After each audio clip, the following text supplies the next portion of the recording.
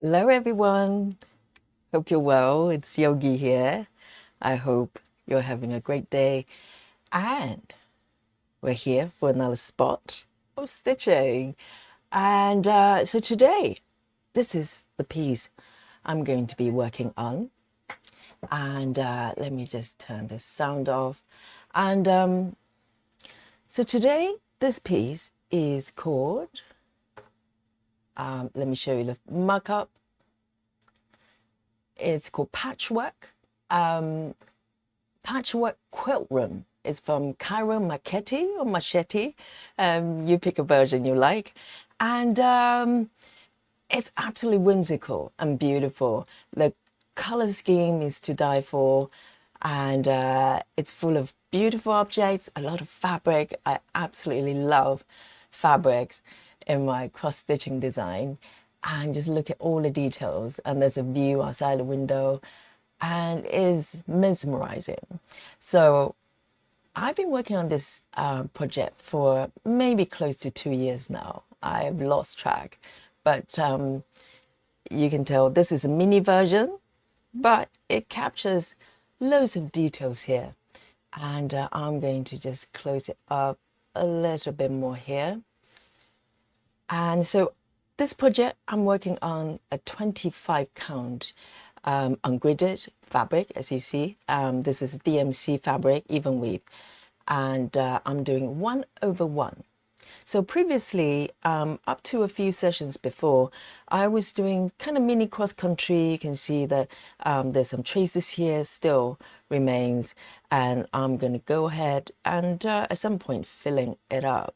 But for the last few sessions live, I've been doing diagonal, block by block, sort of a color completion, which is quite a sort of a simple way of completing your stitches. So this is what I'm going to stick with for this piece, at least for now. I'm really enjoying it, and I just love the simplicity of it. So I can't wait. This is going to be my first stitch today. I'm about to do, so I'm very, very excited. And let's have a look at the chat here. Clover Stitcher, hello. And Reva is here, hello. And Heather is here as well. Heather says, hello everyone. We're off again. I know. And Sarah is here as well. Hello, Sarah. And Diana is here as well. Diana. Diana says hello from Pennsylvania. Hi, Yogi. Stitching outside today. Outside is in outdoor. That sounds amazing. It's a beautiful day in London as well. It's another hot day, close to 30 Celsius. I just can't believe how long this heat wave has been going on in London. Very, very unusual. And also Senga is here as well. Senga says evening. Senga is from the UK as well, so same time zone as me. And Suzanne is here. She says hi everyone. And Rose is here as well. Hello, I made it. Yes, you did. And Nikki Stitchy, Nikki's here. She says hi everyone. And Leslie as well from Oregon. Wow, amazing. Welcome everyone. So today, the floss I'm using for this piece is DMC. So this is a very kind of, how can I put it? When it comes to heaven and earth, pretty much 25 count is the go-to fabric for most people. And also DMC floss as well. So I'm doing all the things that a typical, if there's such a thing, typical Haid stitcher would be doing. So I belong here. That's my feeling. So before we start, I'm going to just quickly show you my app here. So let me zoom out a little bit more. And so the progress, I'm using Pattern Keeper to keep my progress. So currently I'm on 1899. My goodness, I had no idea. It's approaching 19 very soon. I think it's, we're moving into 19%. this session for sure. And I'm going to start from 0 stitch today and move forward. And so let me plug my tablet in. I know it's only been 24 hours, but I'm really looking forward to a spot of stitching. And oh, is it Mayhem? Mayhem Lester, hello, welcome. And I hope you're stitching as well. If you are, let me know what you're working on today with me. And let me just zoom in a little bit more here. So last session, I worked on this block. It was quite confetti, more confetti than I expected. So it took a little while. So today, I am going to complete this block first and conquer it. And then I'll start, I might move to the right and maybe complete this bit as well. And gradually moving diagonally downwards, one step at a time. So sometimes it's really nice to just follow the rules and everything is in order. And today I actually put the fabric on a Q-snap for a change.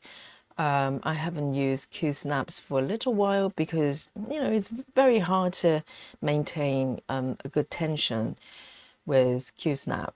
But I literally ran out of frames and hoops.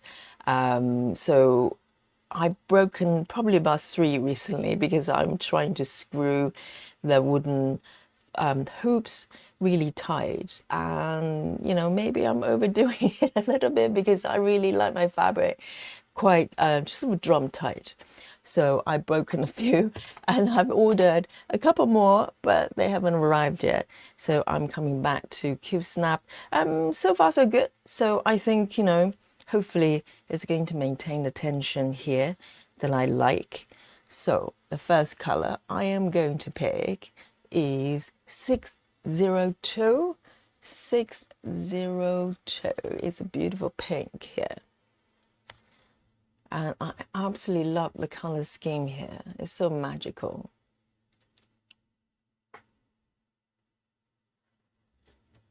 And Clover's working on a stitching shelf. Whose work is that? Is it Gecko Rouge or is it Heaven and Earth? It sounds familiar. And Jennifer is here as well. Jennifer says, good afternoon, everyone. Lucky you, still in the afternoon. And Suzanne says, working on Hade, Mini Red Rock Mystique. Sounds good. And Tracy is here as well. Tracy Dumas. We have a couple of Tracys. And she says, hi, everyone. And let me just start working on this beautiful block here. Absolutely magical in colors.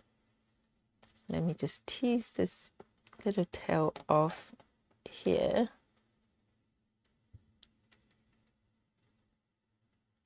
And yesterday I was working on nice and big stitches on 14 counts. So it's a nice change, come to work on really fine stitches. Variation is the key. So you never get bored.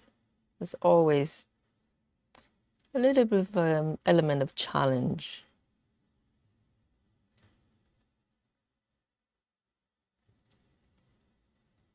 So the reason I was drawn to this pattern was pure, mostly, yes, the beautiful view, but also all the fabric that's lying around this quilt room. Oh, my dream room.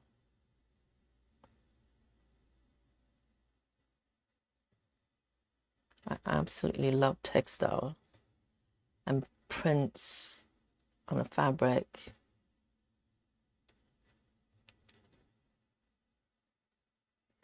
This is almost rainbow color, this block. One more here.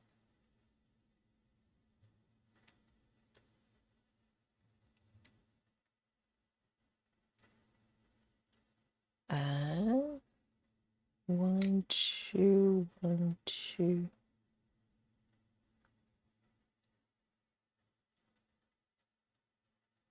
I'm warming up, guys. So if I'm going to make mistakes at all, it will be about now. And Jennifer says she's working on Treasures of the Sea by Oleg. I'm going to butcher it now. Oleg Gavrilov. Sounds Russian to me. That sounds very interesting. I'm learning, sort of discovering so many patterns from everybody just by chatting with you. And sometimes from time to time, we'll stop and Google some of the patterns so everybody get to see what it looks like. 602, I'm going to pop it back on my needle bore there. And Clover is working on Hate Amy Stewart. Wow, which piece? Do you know we're doing a Amy Day, Stitch Along Day, next Saturday? Not tomorrow, next Saturday. And some of us are starting a new piece called Sweet Shop. And I'll show you the pattern a little bit in a bit, but it's absolutely beautiful. So I think there were 3 or 4 of us are going to start together. And if any more brave people want to join us, you have time to prepare your material, your fabric, and your pattern as well. So you're welcome to join us. So next color is 956. 956. I've just ordered my fabric, and it's arriving just a couple of days before our first Amy Day. So I think timing-wise, it would be okay. 956. 956. It's another pink here. 956. Very pretty. Very pretty pink. And let me know what you're drinking today. I've got, as usual, I've got some coffee that I made earlier on, and a cup of piping hot peppermint tea as well. I love having my peppermint tea when I'm stitching. Sarah says, Sarah says, I'm working on the program from Long Dog Samplers today. Sounds lovely. And Mayhan says, currently measuring our fabric so I can join the Kim Day. So yes, amazing. I picked the mini quilt rim. Beautiful, beautiful. So two stitches over here in this with this beautiful pink. You know, confetti sometimes feel really lovely to stitch when you're in the mood for it. So it's about, I always switch back and forth. If I'm getting a bit overwhelmed, I just move to another location rather than trying to, force my way through. Sometimes very tempting to do. But I really believe that, you need to go with the flow rather than against the grain. Because sometimes I really enjoy confetti. Sometimes I just enjoy a little bit of a challenge. And sometimes I don't. So then I just switch to slightly less confetti area. And that's a lot, that's why this way of working is quite lovely. I'm generally going diagonal, but I'm not strict. So I can pick and choose which point of the diagonal line that I want to work on. I can change color groups. I can change how confetti I want it to be. So, I don't get overwhelmed or get fed up. 956. 956.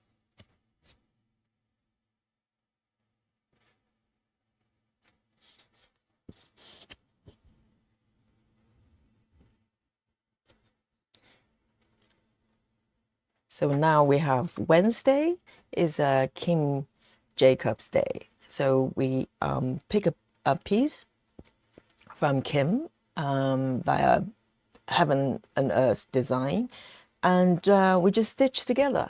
There's no deadline, there's no number of stitches you need to hit. We're just, stitching together and appreciate Kim's work together. And now from next week, from every Saturday will be Amy's Day. Well, Amy's Day is going to be more diverse because she's so prolific. She's got so many different artwork. So everybody's going to be doing all sorts of different designs. So the only rule of the day will be Amy Stewart. And if you haven't got anything from any web from Amy Stewart, now is the time to change it. She's got so many patterns. It's crazy.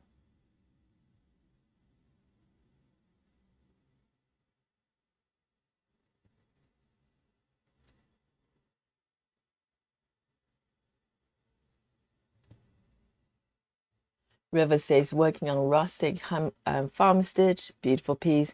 Day 3 of 3-day rotation, very disciplined. 80%, 80.81 completion. That's almost done practically. That's amazing.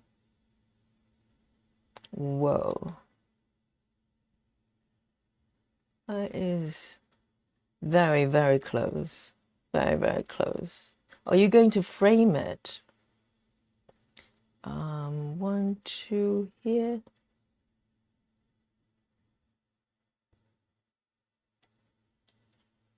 One, two, three.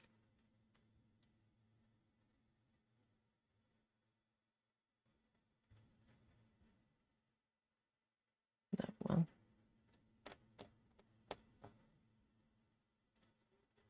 1, 2. Just make sure that I haven't lost my way.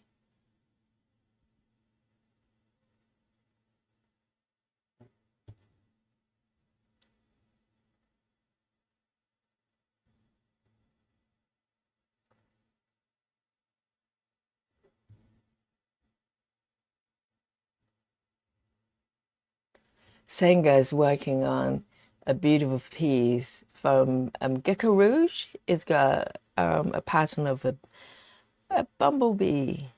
It's quite a signature thing of Gecko Rouge. I think they've got multiple pieces that's with that sort of bee related theme,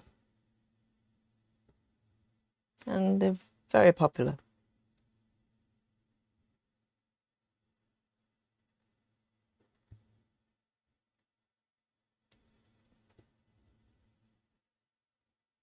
One more here, and then I'm going to park in a block below. So generally, I don't have a hard and fast rule. Sometimes I generally pick the nearest stitch of the same color to park. If it's on the right, I park it to the right. If it's below, I park below. So I don't have sort of strict rules on that. I think the goal is not to carry the thread too far away, and definitely try to avoid taking the thread over stitch area. So I rather end the stitch rather than bring over sort of stitch area, which I don't like. And that's about my only rule, or one of the few rules that I have. Hey Ree, welcome. Ree says, hi everyone. Today working on Randall Spangler Celestial Dreams from Hey. That sounds amazing. I might have a little Google of that piece.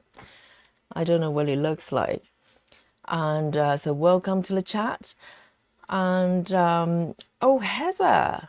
Heather says, I'm working on Hey Young Lady Stitching in and interior. Wow, is it one of those painting sort of style patterns? You know that piece, was it Heather? That was you, yes. Of the ladies in the is it Stitching Day? I can't remember the title of the pattern. It's absolutely beautiful, but you must have sort of patience and concentration of a superhuman, because I'm just looking at the background there. If you don't know which piece I'm talking about, we can have a look at the our Facebook group in a bit. But it's absolutely beautiful. But the background, there are acres of background color, and they're all very similar. I think my mind will probably just go into a sort of a coma mode.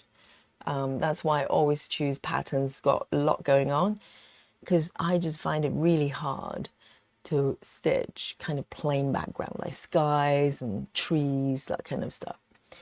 891, 891, but it's beautiful, beautiful piece. 891, I need a new thread.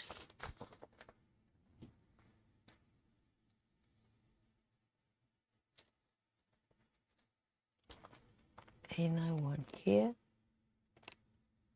Running a little bit low on this color.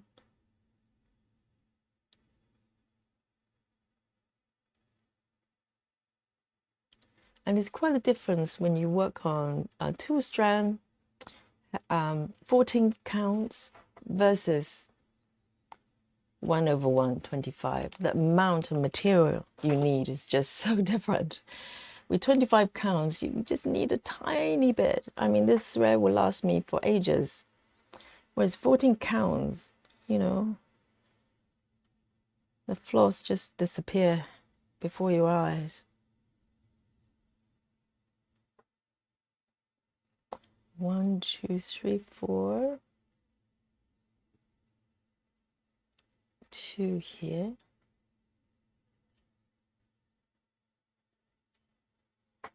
I'm going to stitch this one.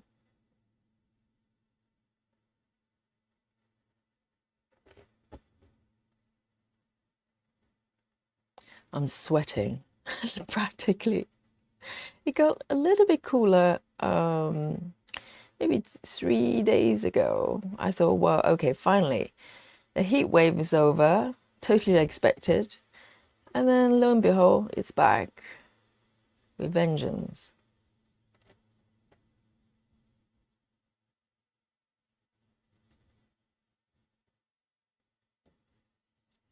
Let's bring it down a little bit. The color transition is so pretty.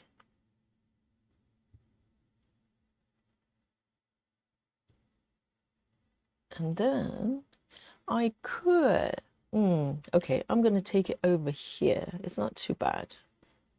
Within 10 stitches, somewhere there, I'm okay. And this is where I'll park.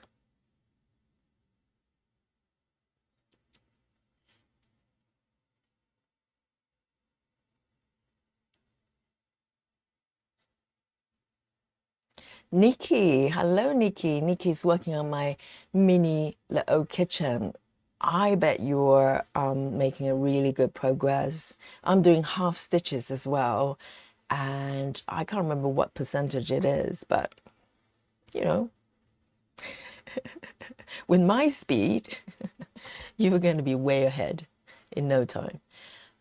3, 8, 4, 6, 3, 8, 4, 6. Gorgeous blue. My God, this block is just magical.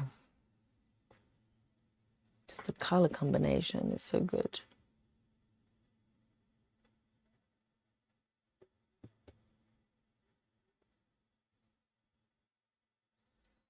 A little bit on the confetti side, but it's totally worth it. And the confetti area is probably good to do it in the beginning of your stitching session because you're more focused, and gradually you just go, oh, that's a bit much. So this is a very good time when I'm very focused.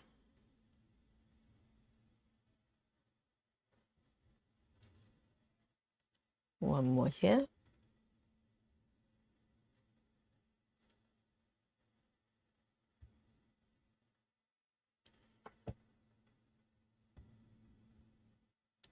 And then I'm going to park it to the block on the right there. 1, 2, and 2 below.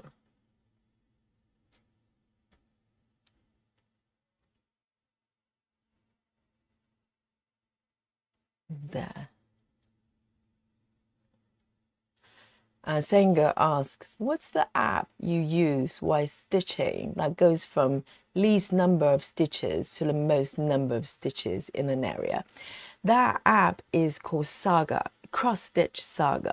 So if you're on iOS, you can download it. Well, you can purchase it. Unfortunately, you can't. There's no trial period. But if you're on Android, there's a free version you can download because currently Google Play, the App Store, they're being a little bit funny with developers from Russia.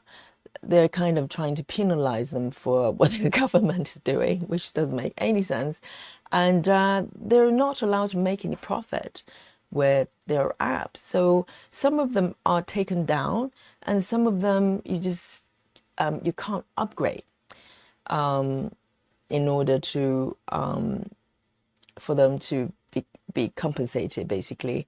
And so there is a link on my channel. If you go to post tab, there's community post there. I posted the links and instruction. If you're interested, you could try the app, but you do need to convert your patterns. Let me see, 603. You need to convert your PDF patterns to Saga compatible format. So that's where a lot of people kind of go, oh, I'm not sure. And I totally understand, but it's worth it. If you want to try it, it can be done. There are a couple of steps you have to take, but other than that, you can make it work. And it's a very fun way of working. You're just adding to all the methods we're already familiar with.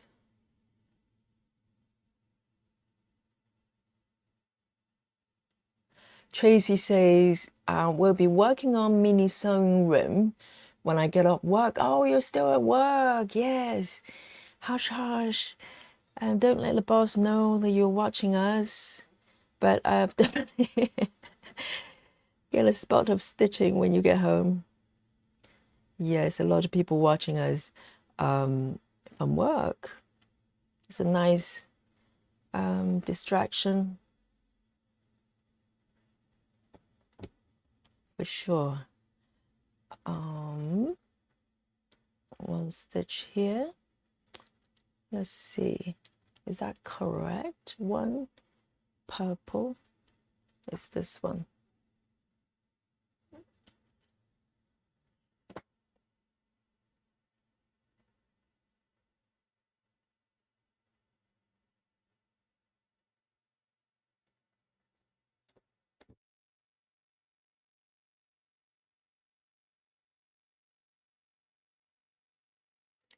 Michelle, hello, welcome to the chat. Michelle says, hi everyone, first timer here. Say hello to Michelle.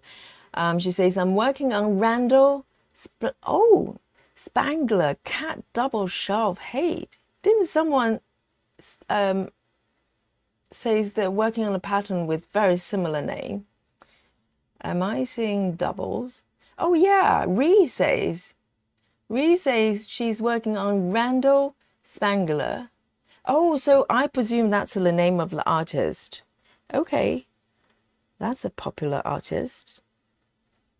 There are two two people in the chat are working on the artist pattern. And this one over here.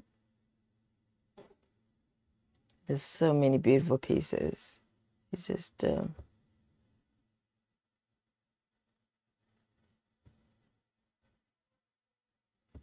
and there's one more down here.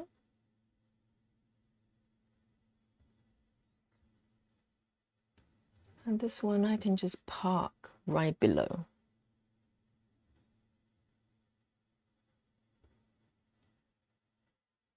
One, two. There. So pretty. Look at this.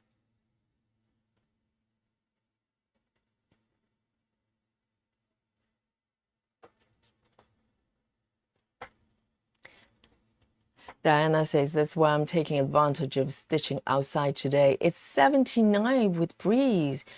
That's Fahrenheit, I presume. Is that hot? I have no idea with the conversion there. It sounds on the cool side, no? Dante, Alice, saying, okay, so Dante is coming with some advice regarding saga.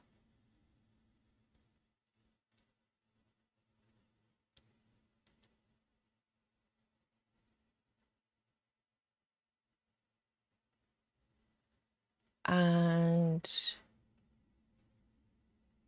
oh, Suzanne says, almost all my patterns have been able to convert with cross-stitch paradise apps. So far, I've only tried Heaven and Earth design, and so far so good. No major issues there. The only thing that you will probably find is that Saga sometimes replace certain symbols using, just swap them to use their own libraries, and that's it. And it's not a major issue at all as long as it's consistent.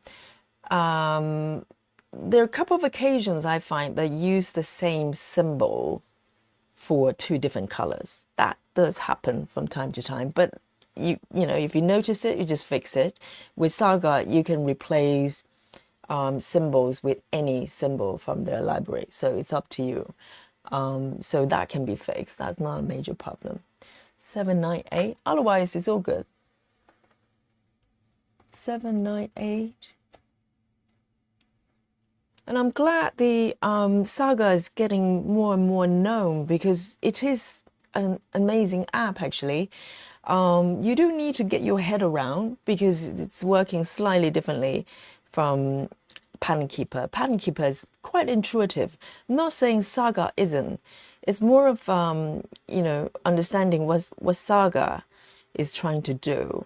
I think all the functions are supporting a slightly different way of stitching, which is, like Sanga mentioned, that you can select color by color. Well, the app actually can automatically do it for you and cycle through colors based on how many stitches each color has. You can go from minimum to maximum, or the other way around. And you can also cycle through, I think, thread numbers. I don't know why anybody would do that necessarily, but the option is there.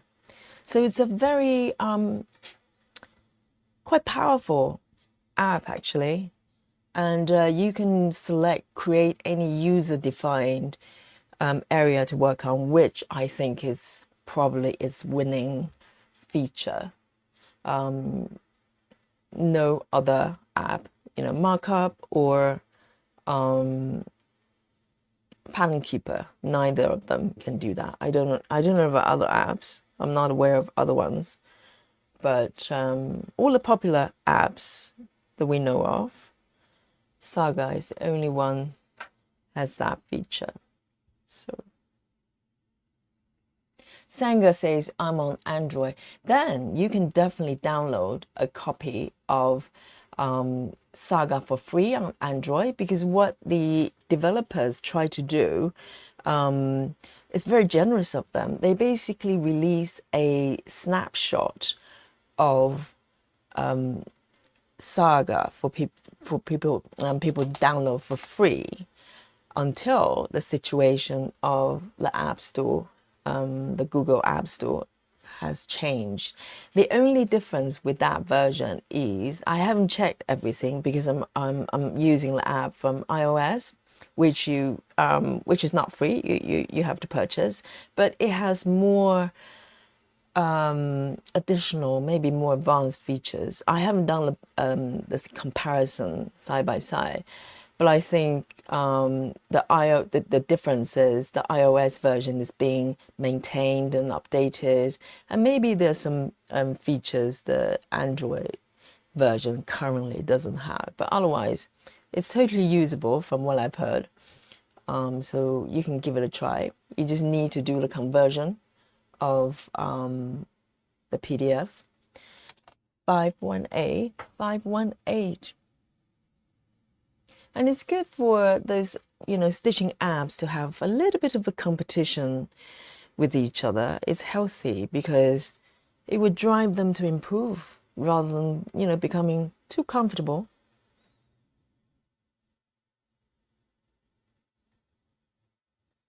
I think a little bit of competition is good for us, so we get better products.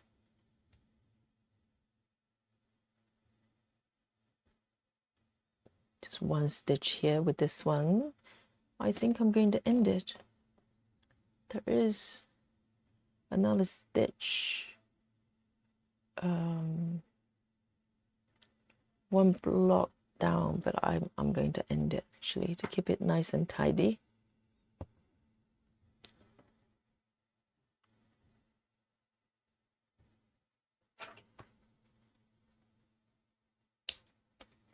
And 518.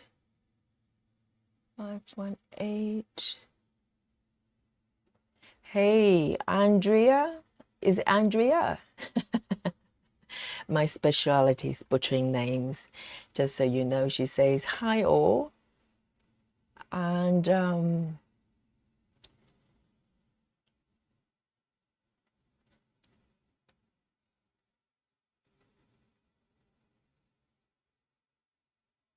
Nikki says, my pretended not to be uploaded, but it finally did. So you got it working, that's good. Oh, but Dante, if you're on iOS, you're actually using most likely a more updated version, because that is from Apple Store. That's the pay version, which is, being maintained and improved, and hopefully they will do the same once the Google Play situation has changed. 959. 959. Oh, I love this color. The color of the ocean. This block is just full of beautiful, beautiful colors I love.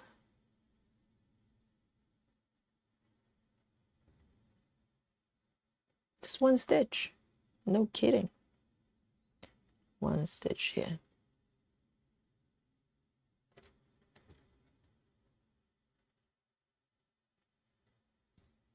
And for some reason, the Saga way of stitching, the method, is so fast. Even for someone like me, I can stitch relatively fast. And it's really fun to do.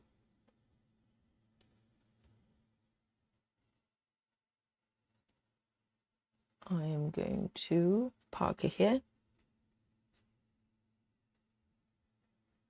Oh, Suzanne, how nice. Yes, I've seen people in the chat helping each other out by providing the conversion for other stitches. That's very nice, Suzanne, of you to do that. 647, 647.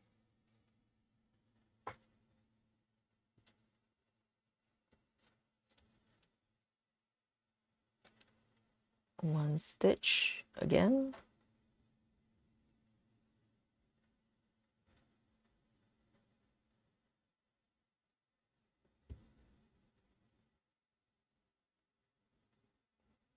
This block requires a little bit of concentration here.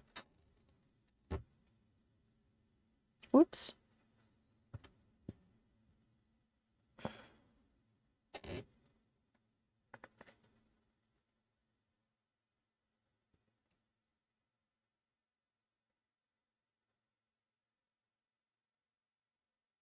There you go.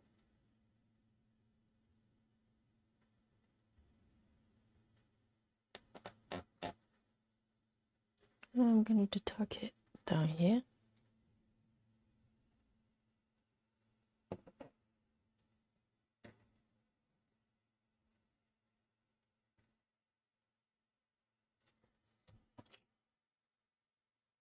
And those, you know, the conversion process really only, you only need to do it once for each pattern. So, you know, it's not something you have to go back and forth and do it a lot, only for new patterns. So it's not too bad. 647. And hopefully Saga will come to the senses at some point and just make it, you know, a little bit easier for us. Then we can just import PDFs to lab. I've got 3 here. I'm trying to figure out which ones, the ones I haven't done yet. 1, 2, okay, it's that one. That's 1 here. And then I've got 3 at the bottom, this one.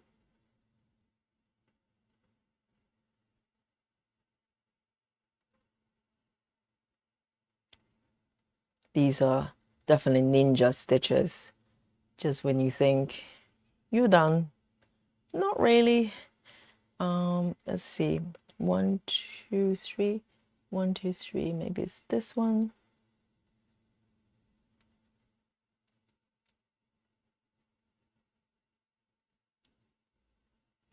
There you go. Nikki says, Fran, have you or would you try CX Paradise for pattern making? Oh, interesting.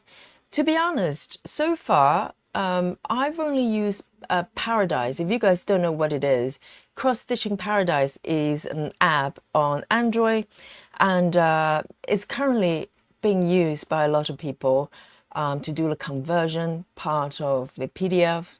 So they can turn the PDFs into compatible format for Saga. And to be honest, that's my experience so far.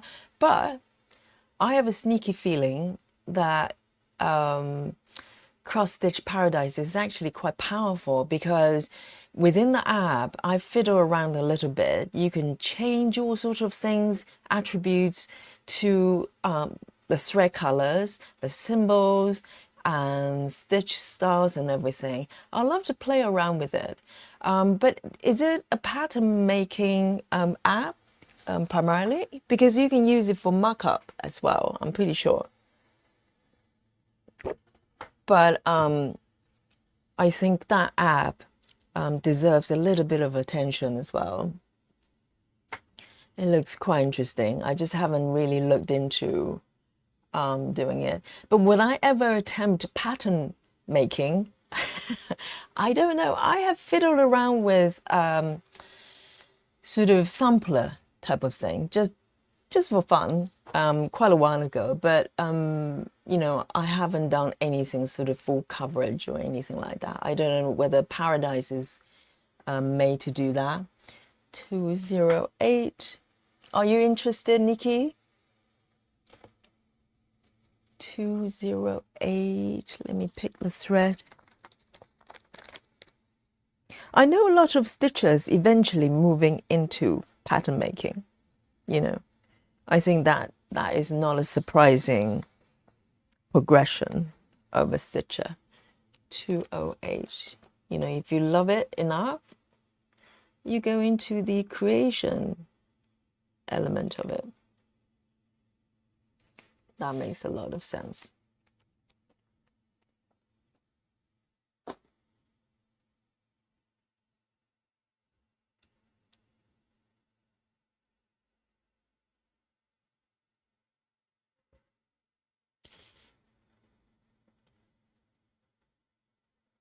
Oh, Ree says, I can't find it. By it, do you mean Saga? No, it's not on Play Store, not on the front end, but there's a link. If you go to my community post, it's under the tab called Post.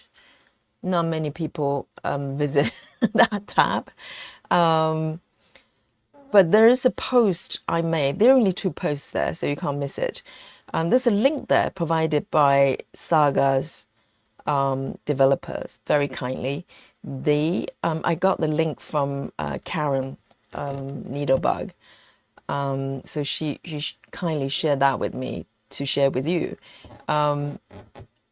If you follow the link, you could download it because I've done it. So, but if you just search on the Play Store, you can't find it because they're not allowed to list it on the store. So you can give that a go. But if you're happy with the Pattern Keeper, you know, stay there. It's just the Saga is really good app. It provides a very interesting alternative ways to stitch. That's really, really fun. And it's a very powerful app. But, you know, you can definitely, you know, just stick with Pattern Keeper. No problem at all. 208. It's an option. 208. Pop it back. 2 more stitches.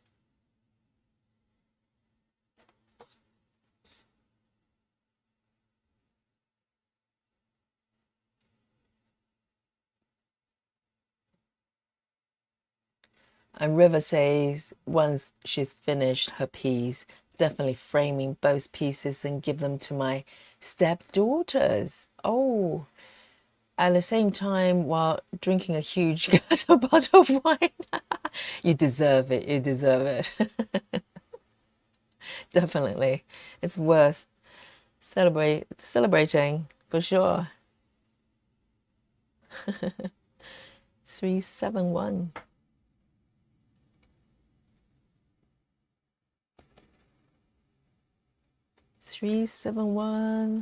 Just for 1 stitch, a new thread. That's just the way we roll with confetti. 371. Sometimes you go, well, I can just stitch it with another thread that's very similar in color. No one knows. Very tempting.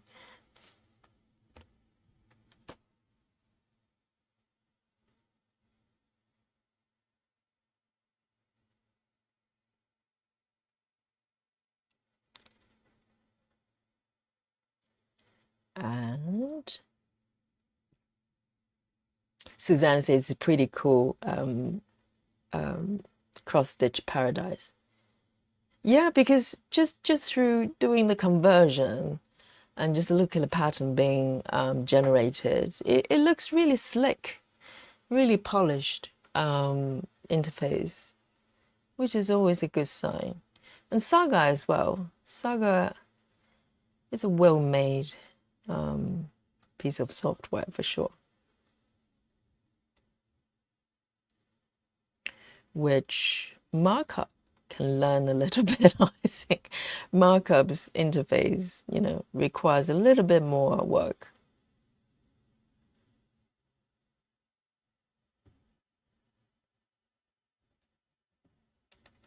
Just saying, you know, as a customer paying annual subscription.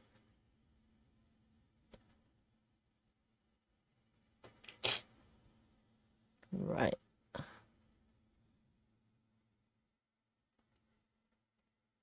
And 891. Last one, finally, final ninja stitch of this block. It just seems endless, this block. It's like I can never finish it. 891. But we're there. We're there. 891.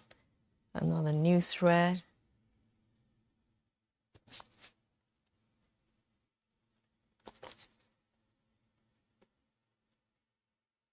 892. 891 is that one again. I think I could bring this one back. 1, 2, 3. That's interesting. I probably just missed it. I did have this color here.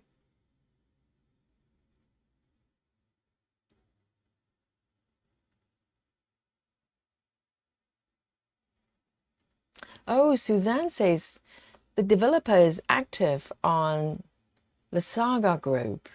As it on Facebook, and they're really nice guy. I bet they are. You can tell they took a lot of care in the app because there's so many features that are so clever. Features I never thought I needed or wanted, but once I tried it, I go, whoa, that's good stuff. I would like to have that. And that's a very good sign when it comes to app creation or any kind of design creation. They are thinking ahead of you, not just following, your user request. That's a different level of design, I think. Yes, done with this blog, finally. I was like, oh, there must be another ninja stitch ambushing me. 891, 891, 891. Right. Next block. I think I'm going to move to the right. It doesn't look too bad here. A little bit less confetti, so I can take a breath with this block here, hopefully.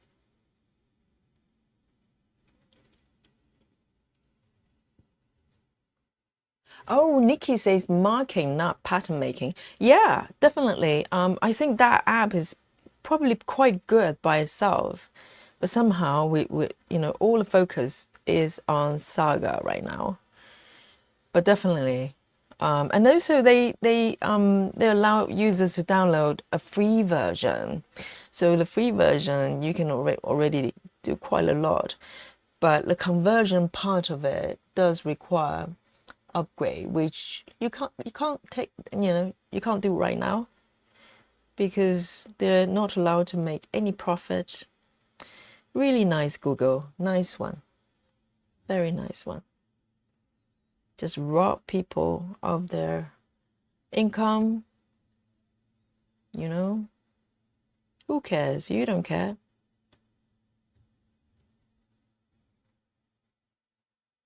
And over here,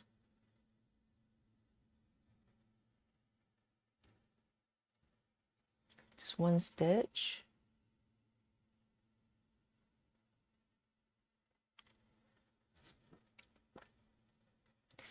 Hey, Joyce is here. Say hello to Joyce. She says hello, everyone. And Suzanne says, yeah, I don't like Markup RXP and for sure didn't want to pay for it. Yeah, the only reason I'm still using Markup RXP is because of my printed pattern. So I have imported my paper patterns to Markup, and so far it's the only app out of the 3 has the capacity to import it. Saga, you just can't do. The feature is not there. And with Pattern Keeper, it does have some sort of experimental feature of import, which I've tried, but it's very, very basic and very, very fiddly. So, if anything at all, Markup RXP does excel in the importing paper pattern element. But it's just that it's not very good with with the rest of it. You know, the bread and butter of a markup uh, stitch app, you know, the basic element of selection and marking, the actions that everybody has to do is just not very responsive, and everything is a little bit sluggish, and the pictures are not very sharp. I don't want to bash them because I appreciate the fact that I can use paper patterns, but I just think for the money they're charging, and also for, you know, being an app in 2025, these features, you know, it's very, very basic, very, very basic. You need to meet the basic standard of a modern app. Just saying, you know, I hope they improve because it will make me happy if they do.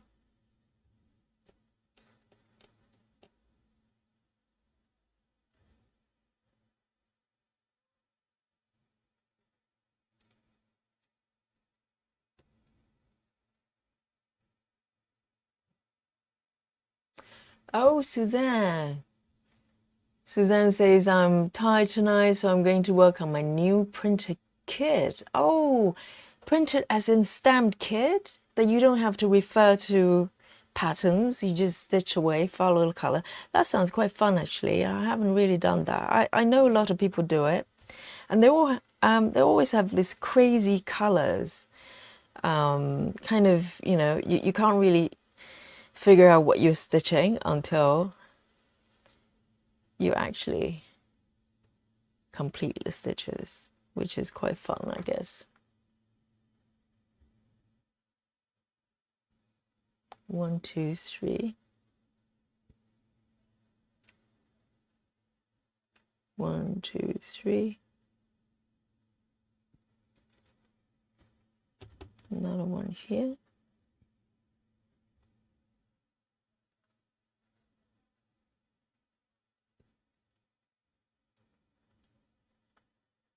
These are such happy colors. I love them.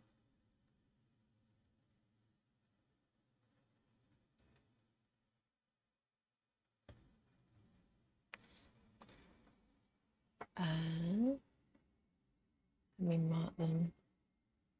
There's one more stitch down there. I'm going to just park it. Very tempting just to stitch it, but I'm not going to do that.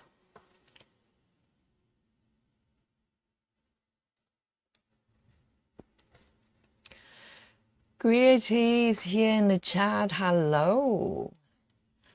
And Janelle is woken up. Good morning, rise and shine. Well done, you made it. Yes, for some of us it's good evening. Almost good night for some of us, I'm sure. Right, it's a stamp kit. Sounds like fun.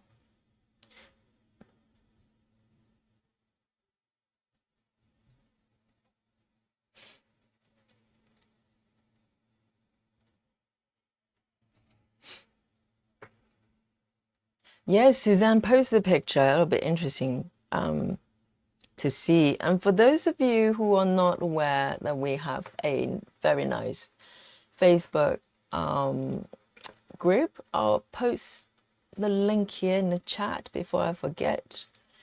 And you're welcome to join and share your passion with cross-stitching with everyone. And let me pin this.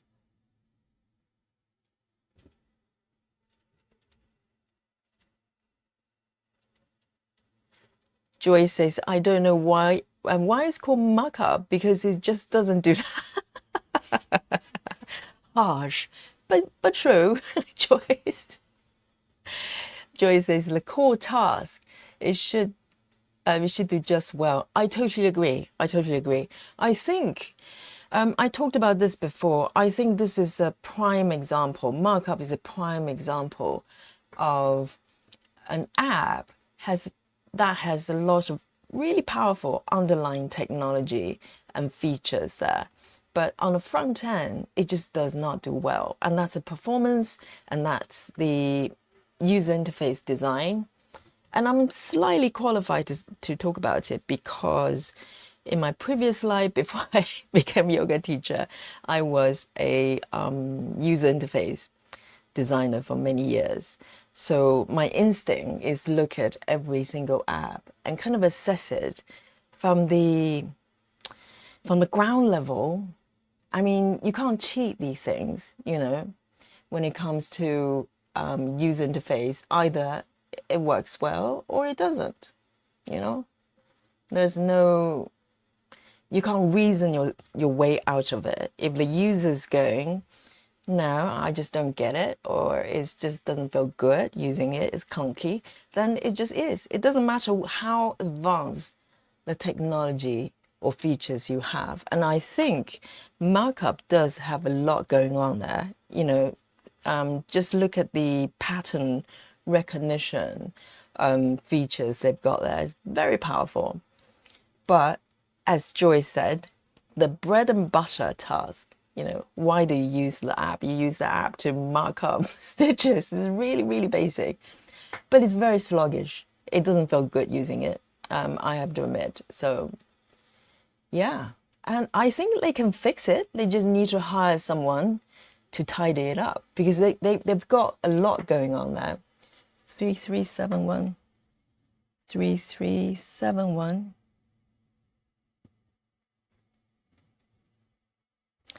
A new thread there. And simple things like the way you park, you know, you mark your parked thread. That's a quick win. You know, developers can probably do that. Just assign it to a shortcut, just like Pattern Keeper.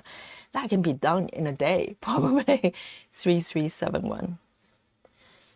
3371. And just make things more responsive. I mean, it's very basic stuff. 3371.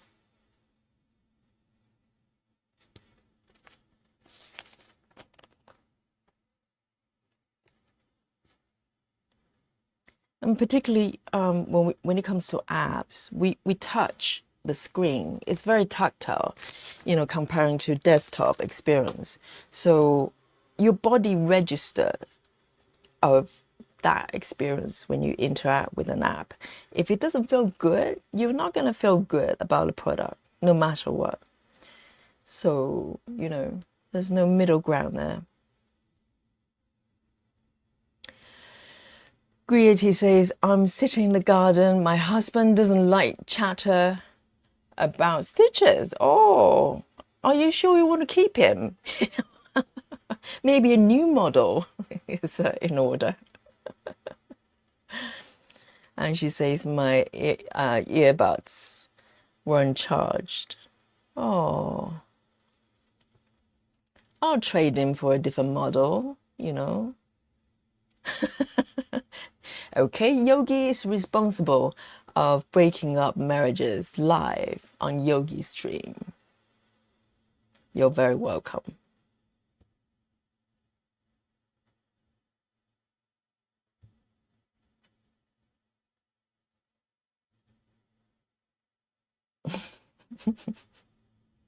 I think, you know, people can have different hobbies. You don't have to like everything your partner like, but you shouldn't stop them from doing it unless it's dangerous. Like one of those things, you know, like what is it called? People wear kind of wingsuits and glide down a cliff. Okay, then maybe I have something to say. But stitching, why not?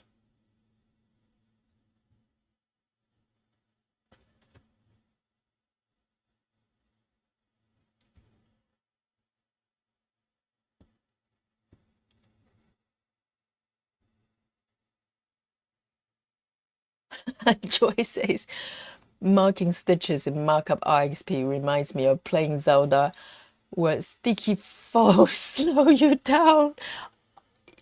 This is a scary thing. I actually know what you're talking about.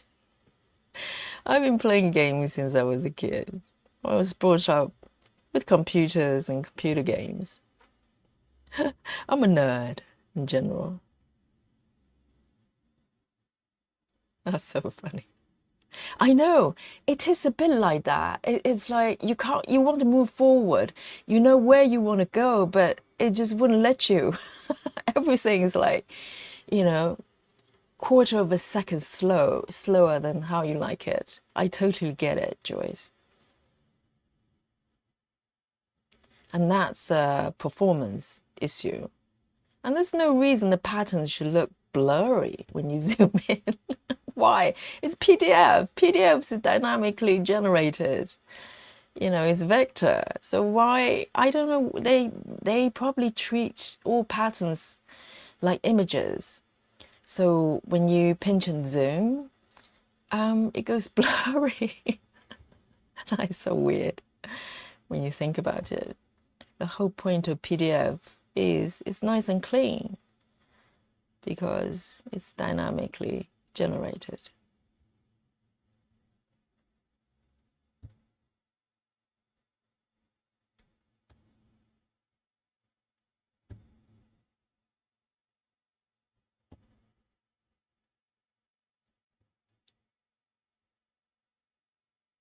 And I'm going to park it in a block below. Oh, I enjoy these dark stitches.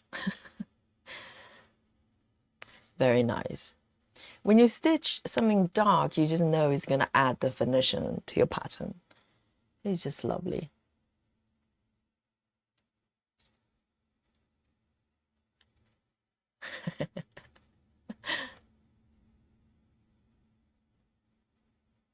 Oh, Nikki says, I have Markup RXP but never really use it. Was grandfathered. Oh, was grandfathered in, so I don't pay for it. Oh, oh, does that mean you were one of those early adopters? I think some people manage to have it kind of not free, but one-off purchase if you actually join the party early enough. But they change it to a subscription model. And unfortunately, I have to pay for the app over and over again, unless something else comes up. So I'm waiting. I'm waiting for a new app to come out that has got, you know, the capability to import paper app. And I'll switch right away, right away. 905.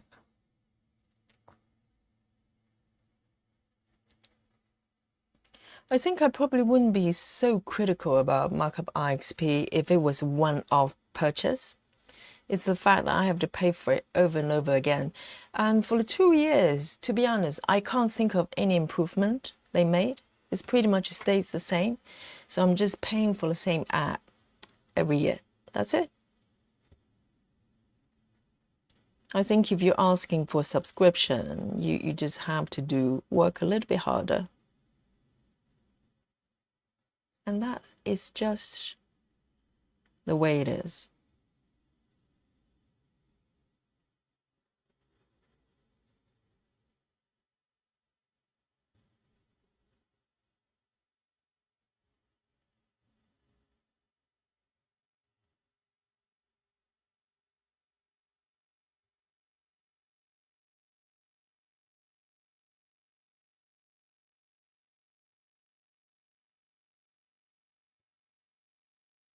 And that's the last one of this color. So I'm going to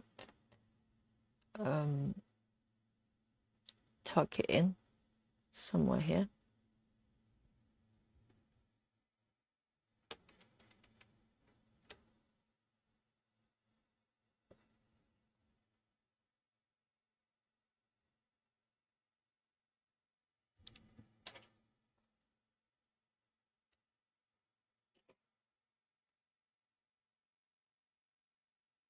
Oh, Janelle, both Janelle and Nikki, they both got the app when it was free, so you didn't have to pay for it. Wow. I think that you could potentially now use it for free, but a lot of features you don't have. You can't back up things, and you can't, I don't believe you can import anything. So you can use the basic kind of features like marking up things. And I'm thinking, well, if that's all it is, then you might as well get Pattern Keeper. But I suppose if you don't have an Android device, you might have to just, settle with markup, unfortunately. Because markup is cross-platform. 905. 905.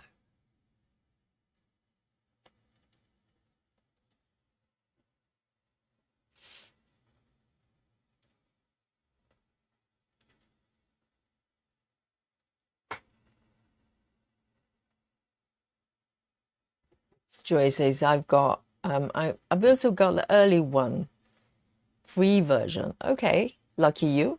When did it come out first? Because I've already got it for a couple of years.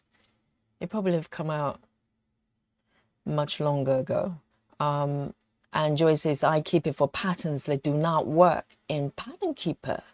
I think most patterns probably work in Pattern Keepers. I'm trying to think. It's possible because not all, particularly sort of, small independent designers or probably older patterns, they're probably not compatible with Pattern Keeper. Grady says, sometimes I use markup if a pattern has a back stitch. I don't see it in Pattern Keeper, but always use Pattern Keeper. I know, but the funny thing is, that kind of proves my point about Markup RXP. It's got loads of features. It's got back stitches, which Pattern Keeper I don't think has got just yet. And it's got so much going on, but the manifestation and front end, the experience is so poor. You just think, well, all you need is to tidy up the front end and the performance. Then it's a really, really good app, potentially. But until then, not really. So, and I see this pattern over and over again working in sort of software app development. A lot of times, if a team, it does not recognize the importance of design because, it's hard to believe, but there are still people believing design is just decorative, which isn't. Design is a holistic view of the product. If you don't have it, all you have is technology. It's like having scaffoldings, because you don't think the external appearance and also, let's say, layout of the building is not important, is equivalent of that. It doesn't make sense. 958, 958.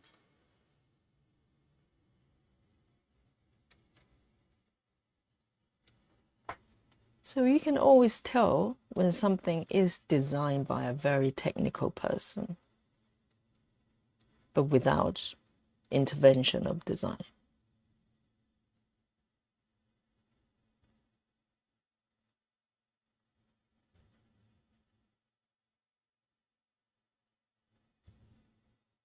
I just love these colors. They're so pretty.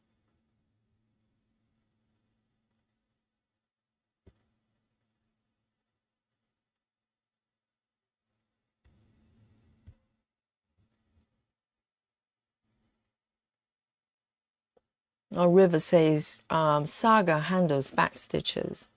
Yes, Saga is very, very, very advanced in that sense. And the user experience is really good as well.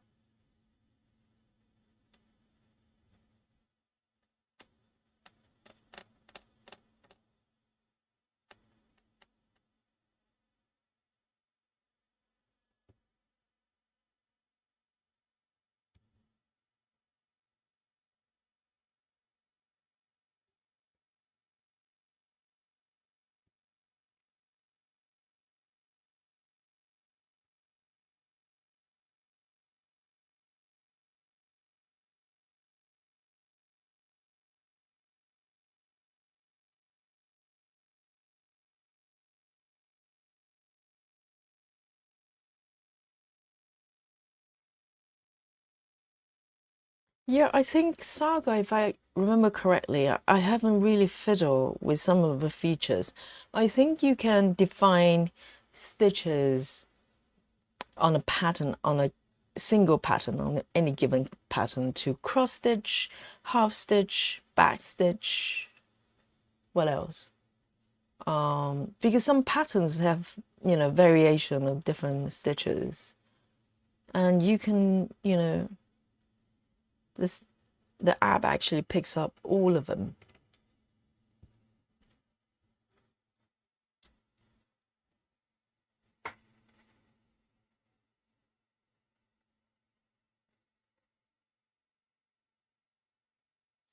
And 992, 992.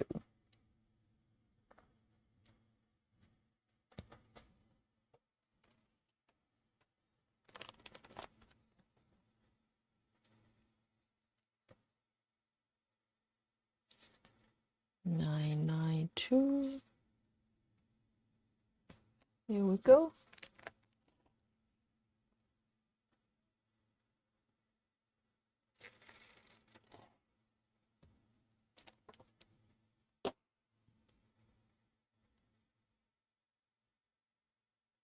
Joy says I've got a few dimensions kits and the governor patterns where I requested the PDF. Oh, really? A digital version.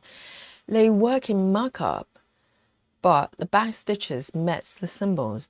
Oh, so you could go to them and ask for a PDF section. We talked about this few sessions before. I really should do that.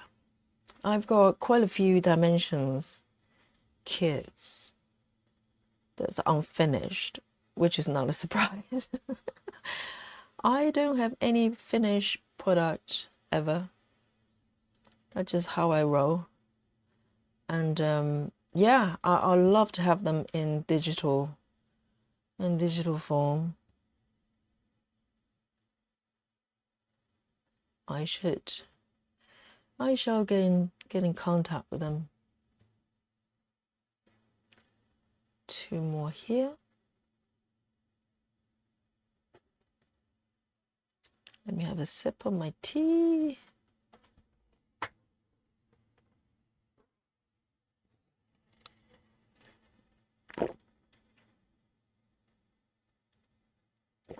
Diana says, so I use Markup RXP and I would like to input a paper pattern. Can I do that on my iPad because I don't use a computer?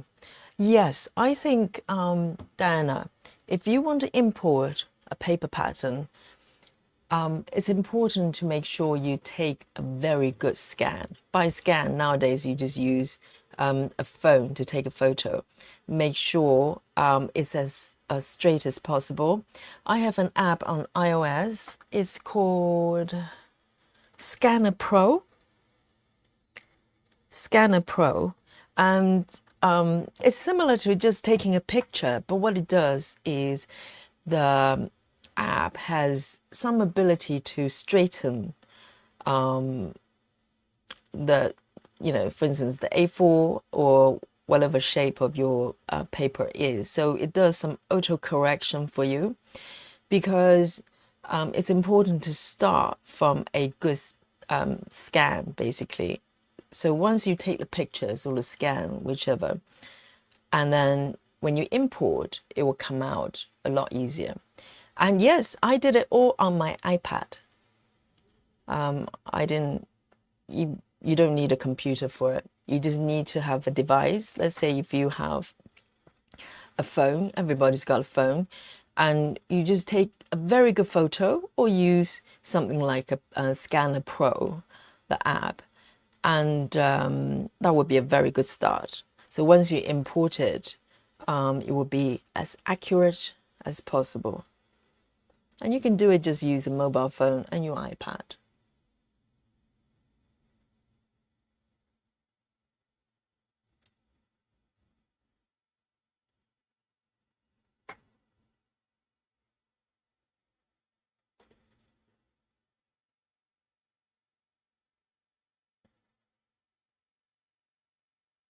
River says, need to get a little sleep. Happy stitching, everyone. Have a good sleep, River.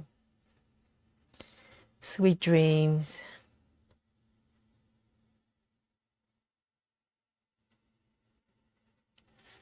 Seven zero three.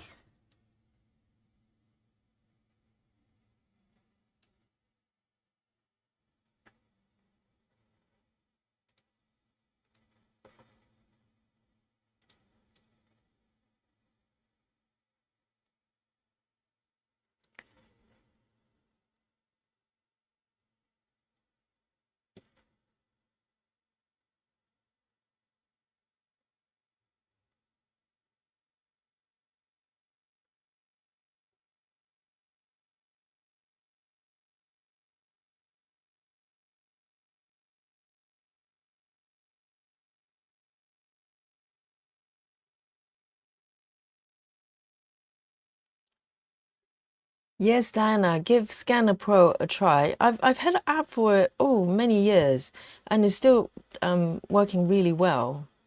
And you can sync it to any cloud storage space you have, so it's really, really handy. So if you want to import paper patterns, a good scan will be a very good start.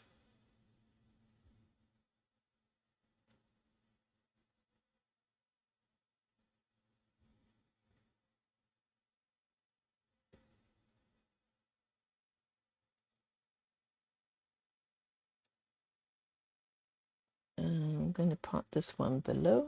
1, 2.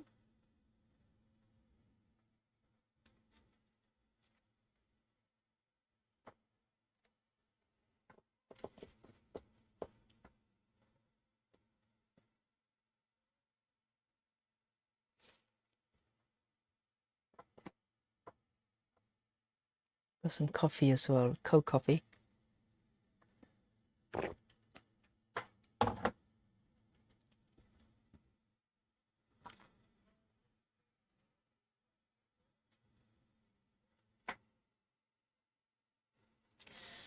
Sixteen.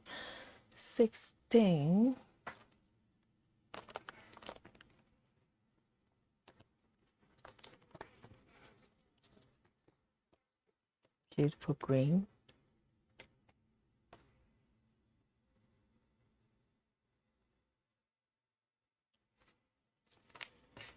16.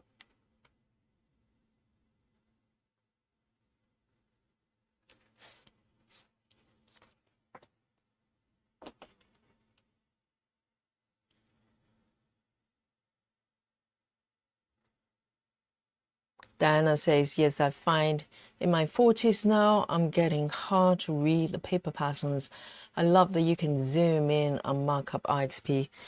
Yeah, well, generally, I just prefer digital version because I've got this, I don't think it's an irrational fear. I think it's a very rational fear that I'm going to lose the paper patterns. So I always, take a photo of those patterns for safekeeping and turn them into PDFs. And then, even before I discovered all the markup apps, I was using something like a good reader, a PDF reader, and just use the highlighter to mark them. I just don't like the idea of papers. It's fiddly, and if I make mistakes, you can't undo it. Whereas digital version, you can do anything you want within reason. So I always try to turn everything into digital. To the point, the other day, not very long ago, someone actually handed me a business card. I haven't seen people handing out business cards for a while. And just automatically, instead of taking the business card, I actually just took a photo of it because I just don't want to waste that piece of paper. Because I know if I take that business card with me, I'll probably lose it and forget it. But if I take a photo, first of all, I don't need to take that card, saves the paper, and also, you can hand it to someone else. it just so automatically. I was like, oh, did I just do that? Maybe that was a little bit rude because I just took a photo of it.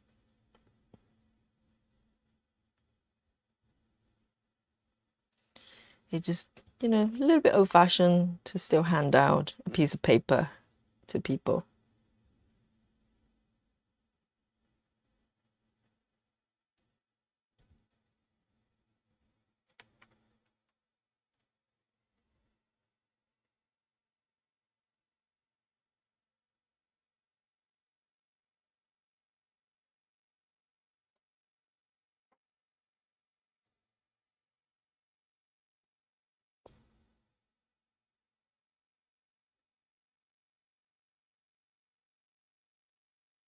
Yes, paper is Philly, Suzanne. And also, it's always nice to have a digital copy. You know, if you mess up, even some people like to print out paper pattern. But if you have if you take, you know, take a scan and just keep it safe, you know, it doesn't matter what happened to the hard copy, you can always print more. So it's just the sense of security.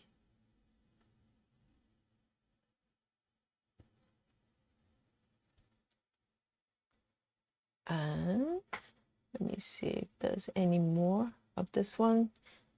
Yes, I am going to park it. Actually, 3 stitches. 3 around there.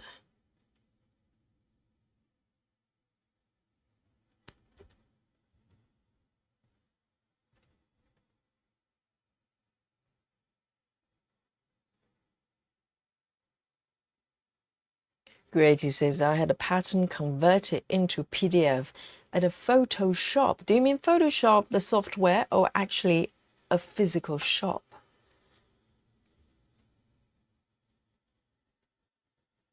That'll be very interesting. I think I used to see sort of print shops on High Street. You just don't see them anymore because people can just do it on their computer or devices. And not that many people have printers at home. How many of you actually have a printer at home? 564. 564.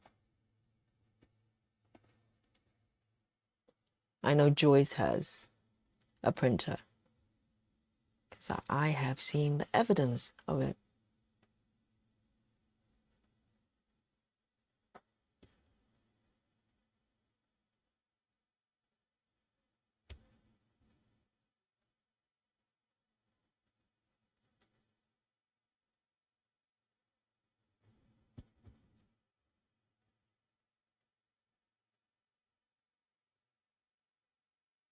Two down here.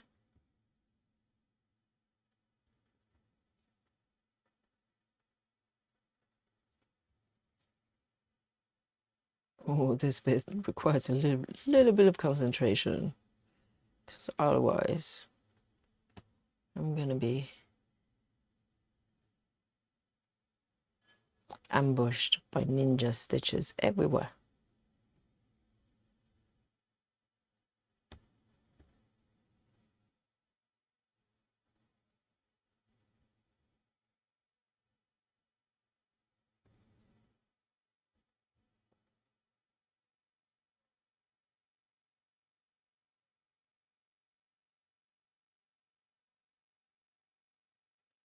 Tracy says I do.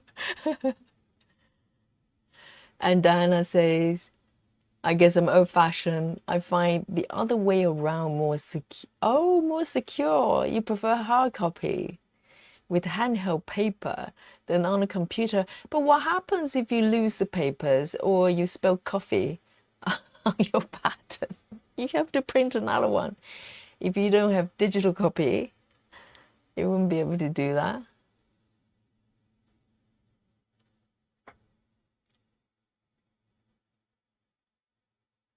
Sarah says we handle a lot of ink pens for our business. What is the ink pen? Is that different from regular pens? And I told a story about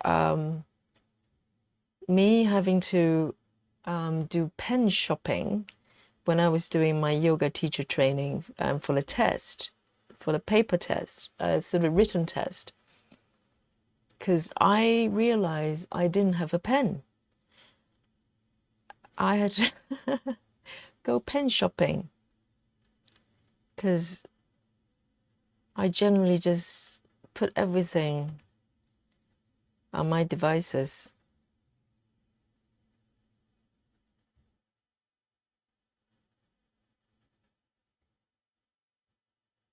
And I have fabric pens for the fabric, but not regular pens for just writing.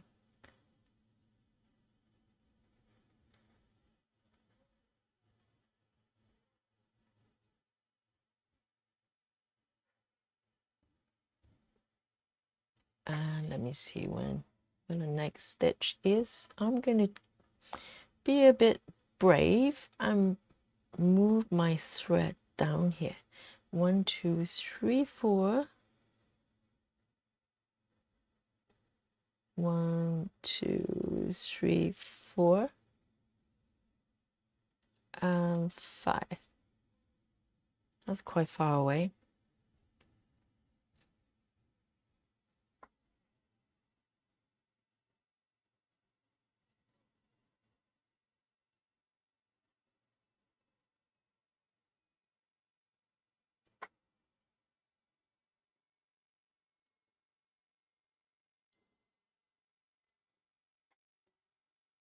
Oh, Nikki says, I have a couple printers. Suzanne says, I have a printer but never has ink. So, yeah, I think if you do sort of crafts and stuff, you're probably more likely to have a printer somewhere to print patterns sometimes. I do have a printer, but I actually use this quite clunky system that the ink is actually subscription based. So if I stop subscribing to, I think it's HP printer, the printer stops working. So the advantage is if you subscribe to the service, they send you free ink. I mean, inks are quite expensive, but the thing is, you have to keep paying for the subscription, which is not a great amount. But I just don't print enough to justify it, so I stop the subscription. But it also means my printer no longer works until I resubscribe.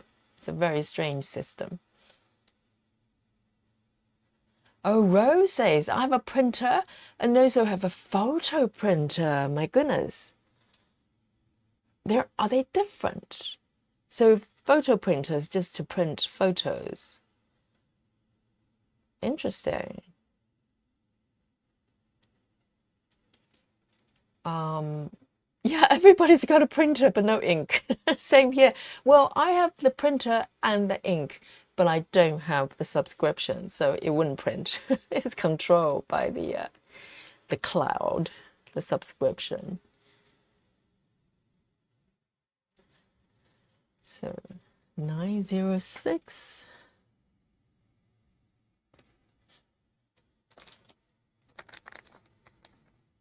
Because the subscription, basically, there are different tiers. You subscribe based on how many copies you print per month. And for me, I print from time to time, but not, sort of 50 copies per month or anything like that. So it kind of doesn't make sense to continue to pay them subscription.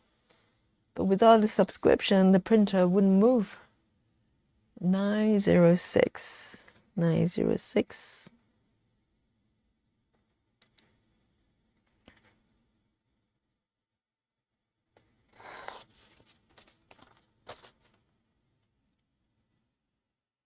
Oh, Merit Peterson. She says, hello from Denmark. You may be our first person on the chat from Denmark. Welcome.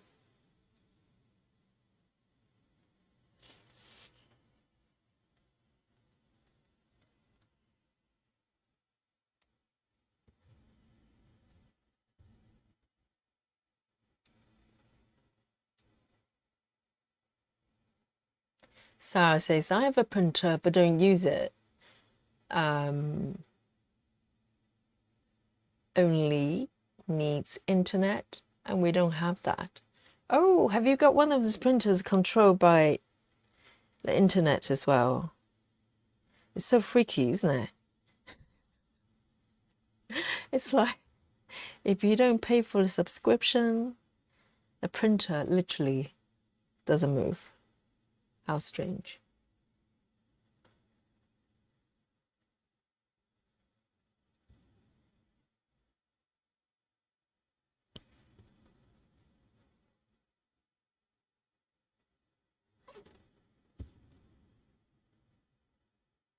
Just one stitch here, and I'm going to park it, end it.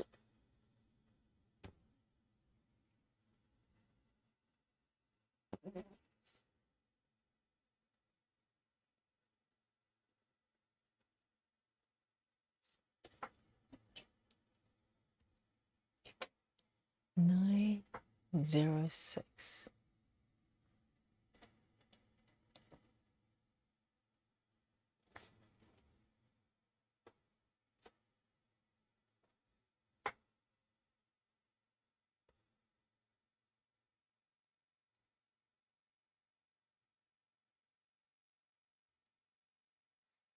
Nikki says, I like making working copies for my non-coverage pieces. You mean like non-full coverage pieces? Working copies? Huh. And Nikki says, sometimes it feels good not to be on technology all the time, so I like to work on my paper cross stitches. The only occasions, oh, actually, that's not true. Even with really simple sampler type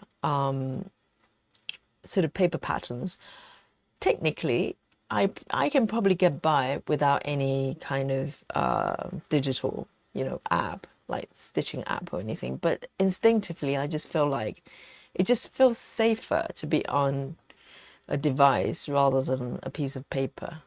I think I just have this fear of, ruining it in some way, which I can, fully capable of doing, or lose it or something. 3787. I just don't trust myself, I think.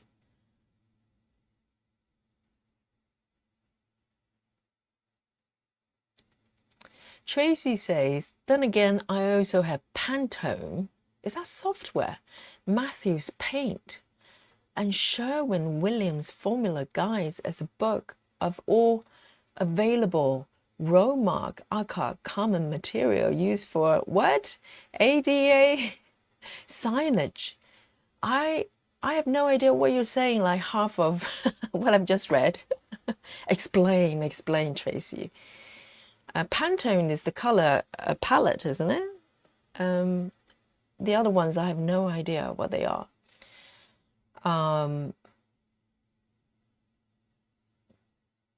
Yes, Nikki, I think the toners, oh, for LaserJet, very fancy.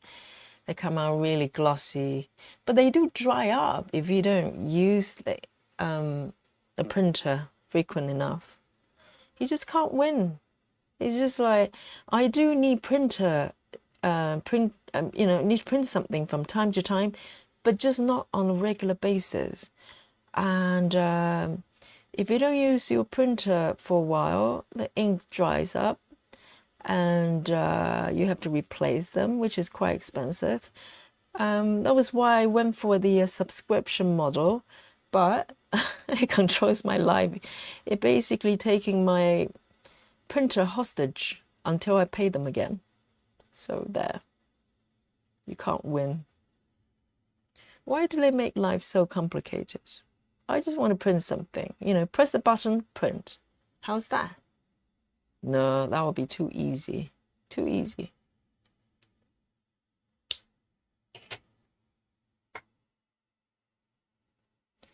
Three, 7, 8, 7. 3, 7, 8, 7.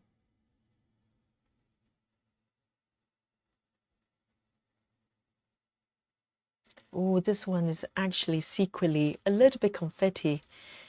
I was looking at the pattern. It didn't look too bad, but now, having looked at it one more time, a lot of single stitches. In that case, I might move over here to fill up this orange bit. As a little tea break, okay? Tea break from the confetti situation. Yes.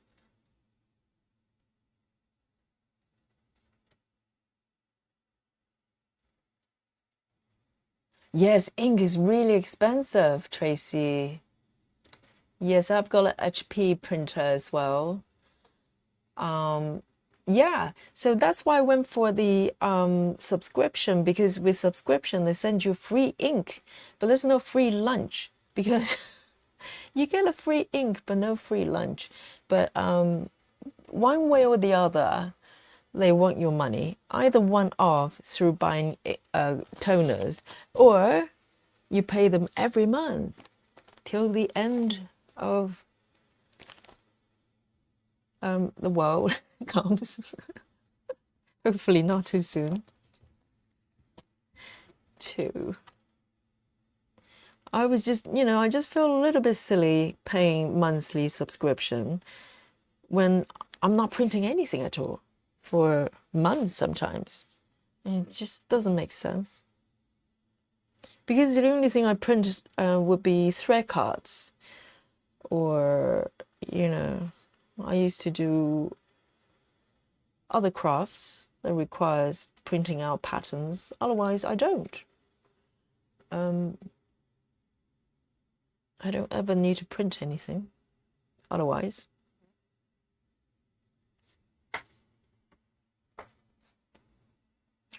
Yeah, but for $400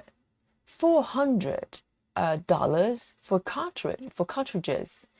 Have you got those big fancy LaserJet printers or something? They shouldn't be that much.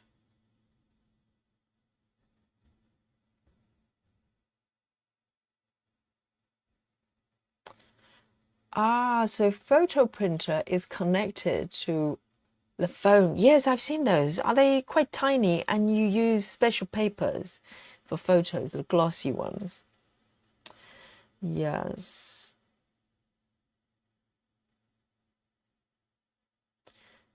That's quite nice. But I bet it probably consumes a lot of ink. But have you seen those photo frames that are digital? So you can just, maybe they sync with your phone or something, and you can change the photos to whatever you want. So you don't have to print them out, but you can, you know, place them on your, you know, bookshop or something in your room, like a proper photo. I know it's not the same as printed photos, but it's a bit more flexible, I think. And you don't need to print anything. Have you seen those? It's a bit freaky because the photos change from time to time.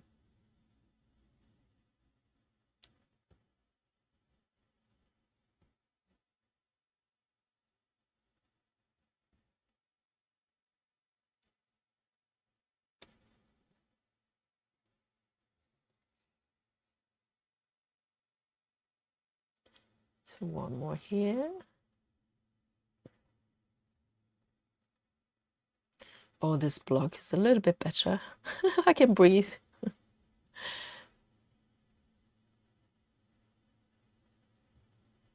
There. And to move it over here.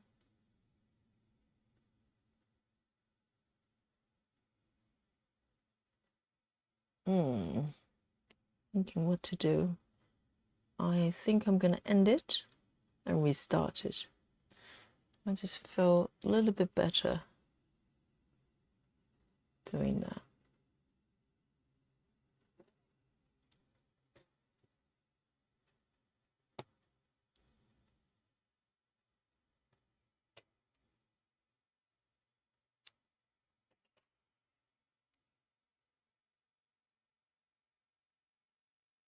Oh, Heather. Heather says, I have a printer.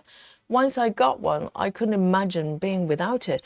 What do you print on a regular basis? Well, I suppose if you use it on a regular basis, it's quite handy if you need it.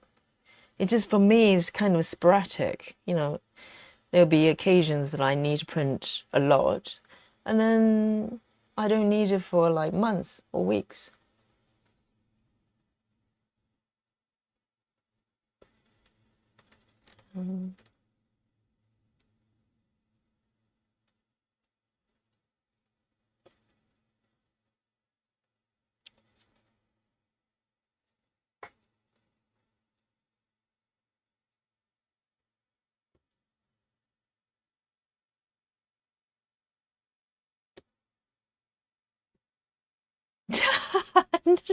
Choice. What a golden nugget you have just offered to the chat. Joy says, I prefer digital over paper, except for toilet paper. A round of applause, everyone. What a piece of wisdom we've just received from Joyce. Digital toilet paper. That'll be the day. That day will come, Joyce. Can you imagine? Use a scanner instead of instead of a toilet paper. Oh man.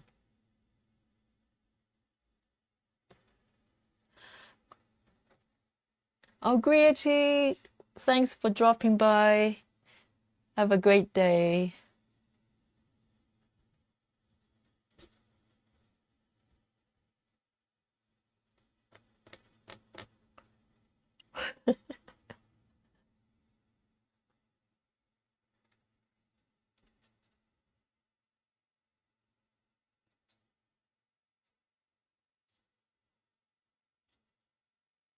Oh, Nikki says our old fridge wouldn't make ice until we connected to Wi-Fi and updates firmware. Oh my God, that is hilarious. We're taken hostage the entire our life. Imagine without internet. It's just everything stops. The fact we're here talking in any you know you can hear me and see my stitching is the internet. Without it, everything stops. That's very scary. 779.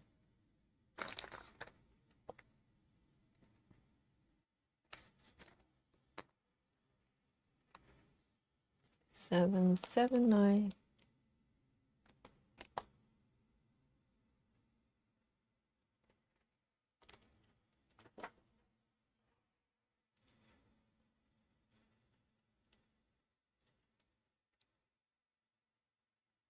Oops.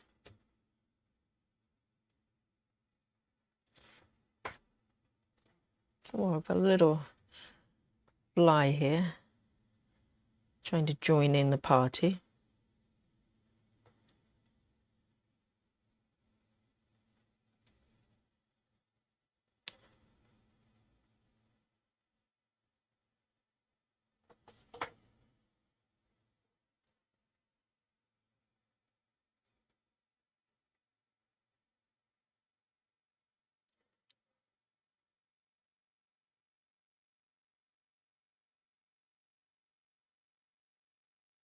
Tracy says, just looked, it's not quite that bad. 275 for... Are we talking about inks for printer? That's still quite a lot though.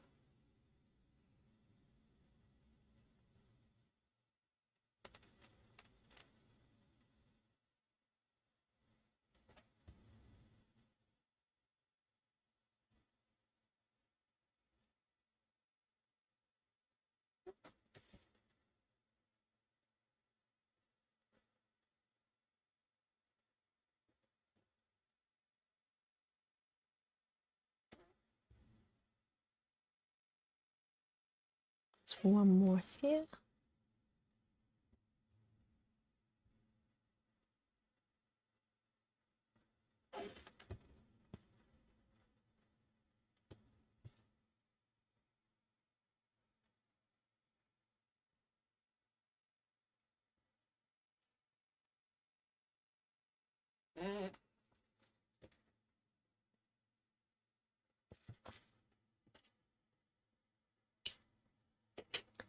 $7.79.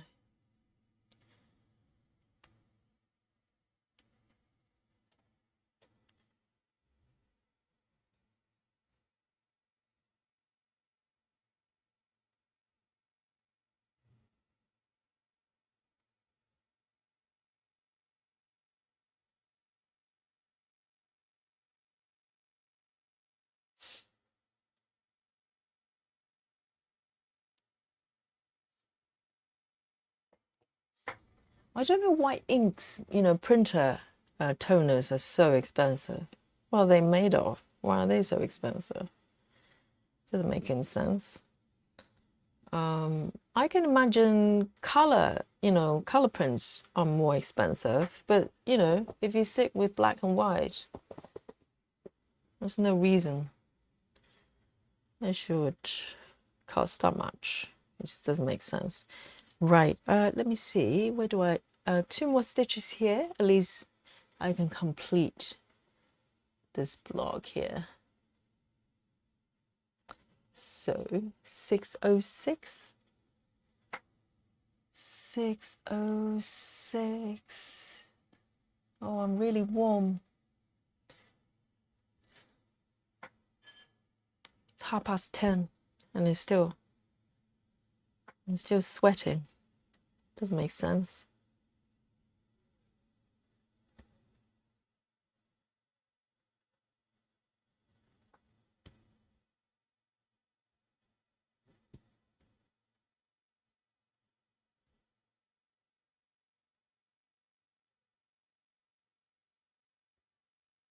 Just one stitch here. And then I'm going to park 1, 2, 3, 4. 1, 2, 3, 4.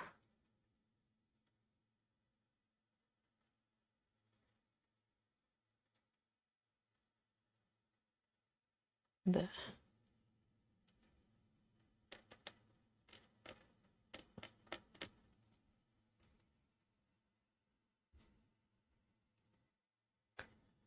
It's a mini version, but it captures a lot of details still. It's really quite nice.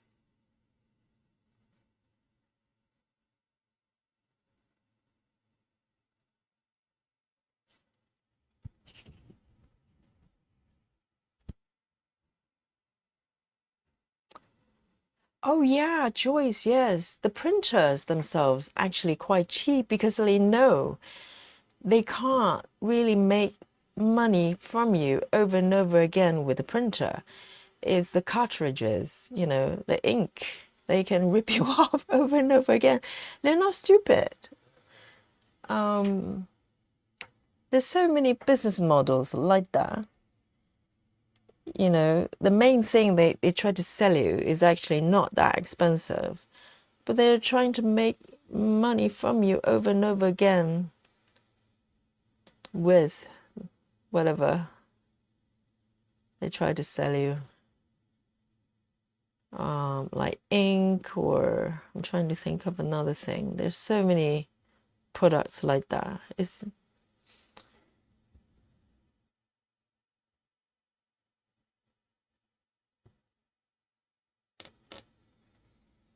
I'm going to park it down here. Trying to think, where do I park? Let me go up there. 1, 2, 3. 1, 2, 3.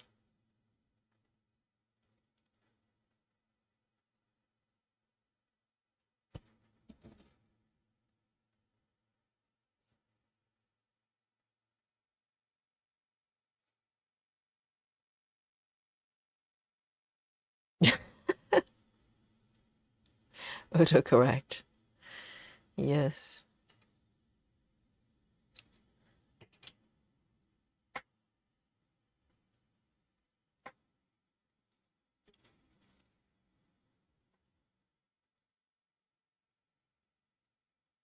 Adri's in the chat. Say hello to Adri. How are you, my darling?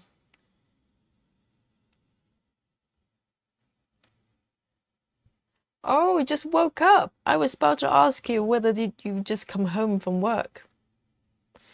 Oh yeah, it's your day off today, isn't it? I think you said. It's nice to have a long nap sometimes. 550. 550. It's so warm here in London. 550.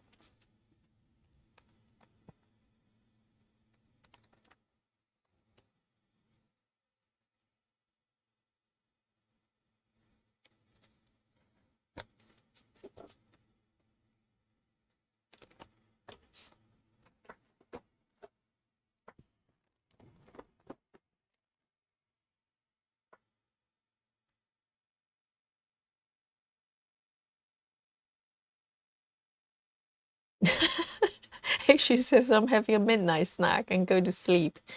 Yeah, perfect. So you just woke up from a long nap, and then you can have a snack, and then just about time to go to sleep again. That sounds great.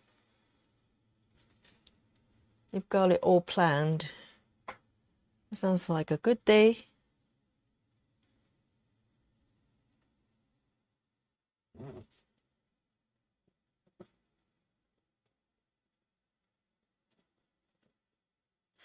I think anything over 3 hours is classified as a proper sleep.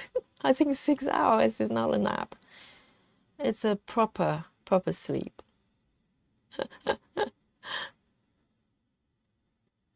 So you're going to have 2 sleeps in a day, which is good.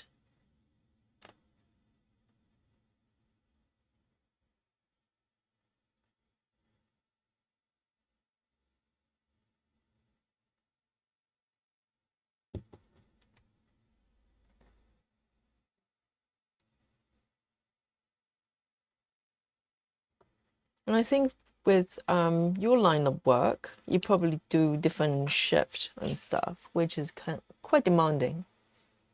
Because I used to have a friend who was working for London Ambulance, and sometimes it's not up to them.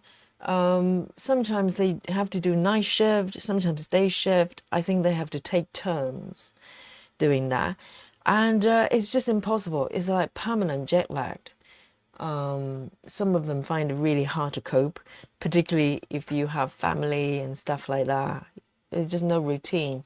But what they do have is a long break, not long break, but 3-4 day break in between shifts. If they change from day shift to night shift, they're given time to readjust by, having day offs, which is kind of nice.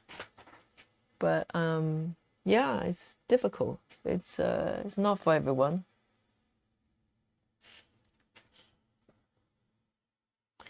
Right, I'm going to move to a blog that is maybe a little bit friendly.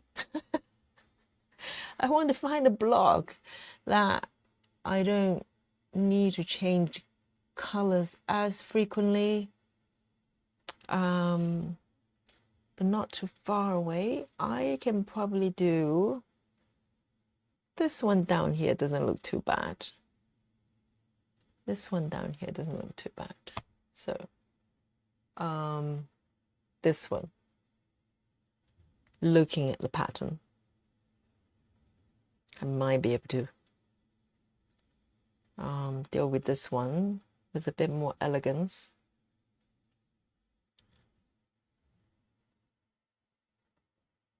And there are quite a few part threads already, so I can start working with those.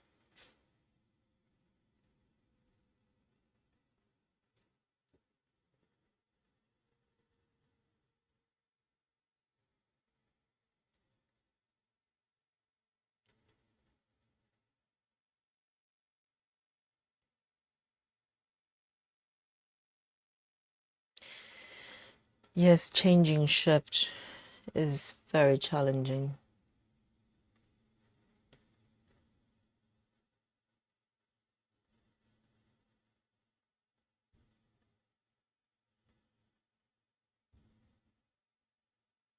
I think it's easier to stay awake than trying to go to sleep, I think, in general. You can't force yourself to sleep, but you can kind of, you know, try to stay awake if you have to. I have taught classes, not that frequently. I'm you know, getting better, but I have taught classes without any sleep for the previous entire day, because there were days I just couldn't get to sleep. I'm not that disciplined, as you probably notice with my bedtime. So occasionally I have to get up really early to teach some classes, but not able to, you know, get proper sleep the night before. Normally I'm doing fine, but I just can't force myself to sleep at all. I just need to feel sleepy before I can do that.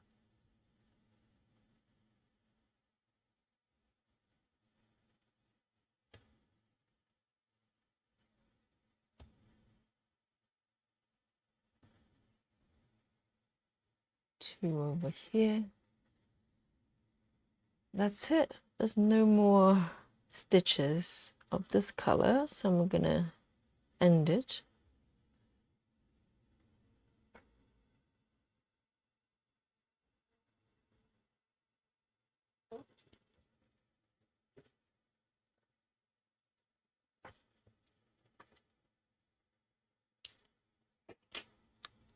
$906.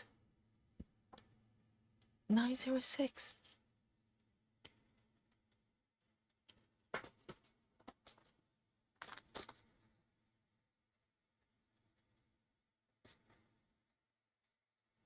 I am so hot.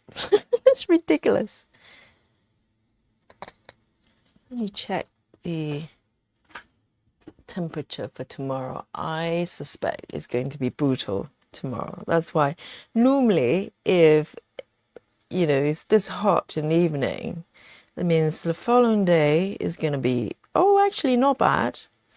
It says tomorrow is 23, the highest, and it's going to rain as well. It doesn't feel like it because currently it's still very warm.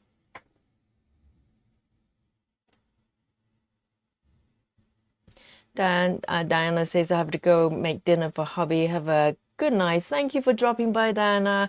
Enjoy your dinner. And make him cook once in a while, okay? Don't just make a dinner for him. You know, you have to work him hard. You don't want to spoil him.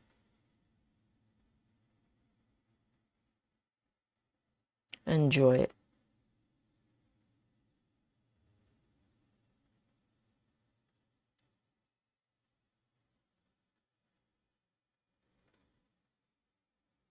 Adri says, I used to be able to go to work without sleep, but this job requires you to be on all senses, I bet. So if you don't know, Adri works at the airport. So I suppose it's not regular job. You have to be quite fully there, I suppose. But I would say teaching yoga probably requires a lot of presence as well.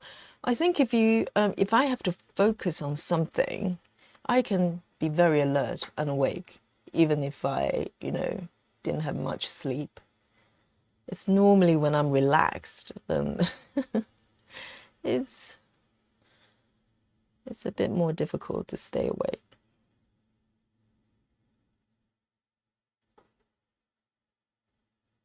But if I have something to focus on, I have no problem.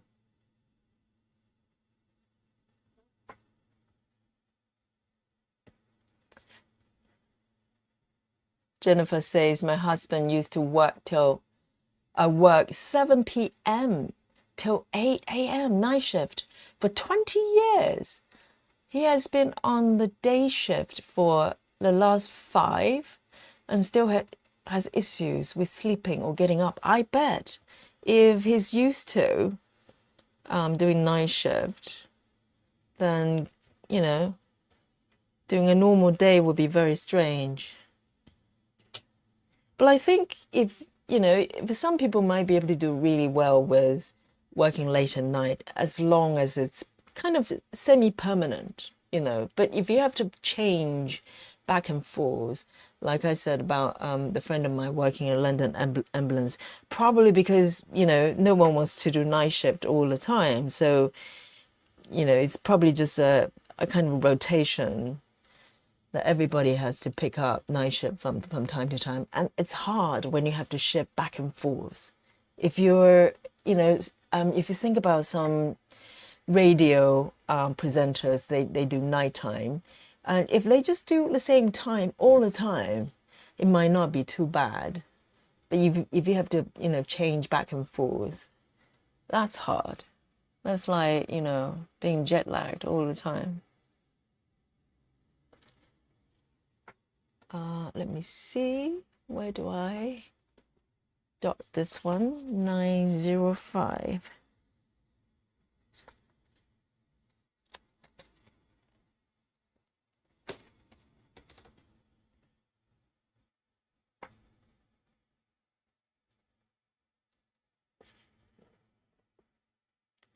Oh, Senga says it's going to be raining and thundering tomorrow here. Yeah, it says it's going to rain in London as well. It does feel a little bit humid. It may be a sign. But it's just really warm. Not in a good way. We just complain about weather all the time. Never happy. If it's hot, it's too hot. If it's cold, it's too cold. And if it rains, my God, it's like, really awful. Never happy.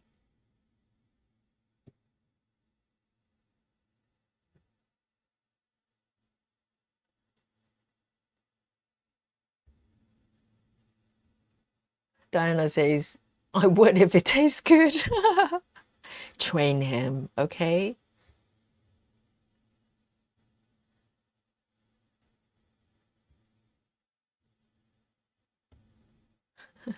He's just pretending to be a bad cook, so you have to cook. I know the trick.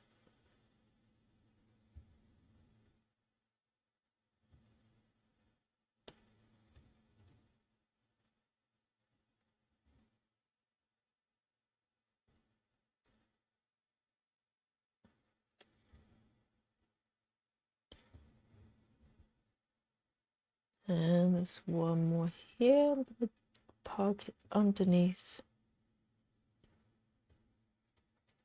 there.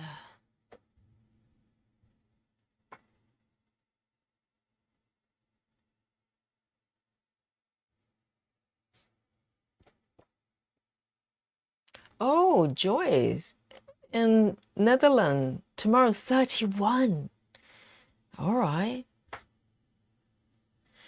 Yeah, it's hot, isn't it?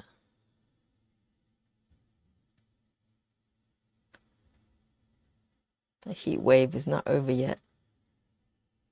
But then again, it's only July, right? August, in theory, should be even hotter. Not necessarily, but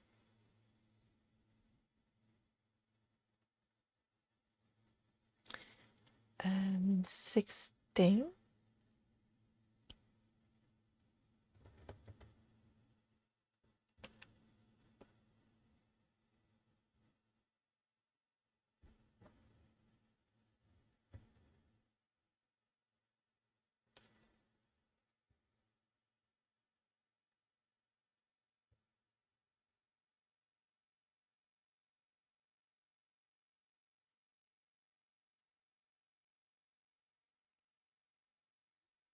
Joy says we tend to get the UK weather the next day, as in rainy and cold and wet. That's UK weather for you.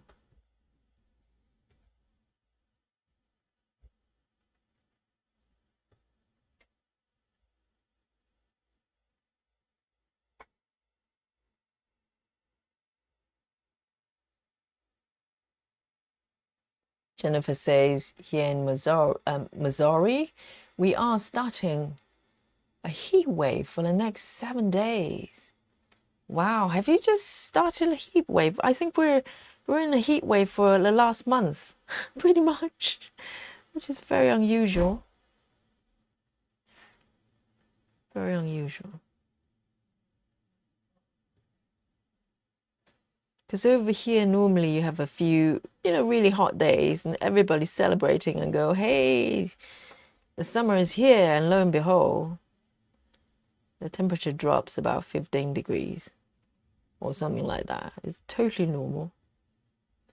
But not this year. This year has been quite persistent. I mean, there were a few cooler days last week, I think, and it rained a little bit, but not meaningfully, not a lot.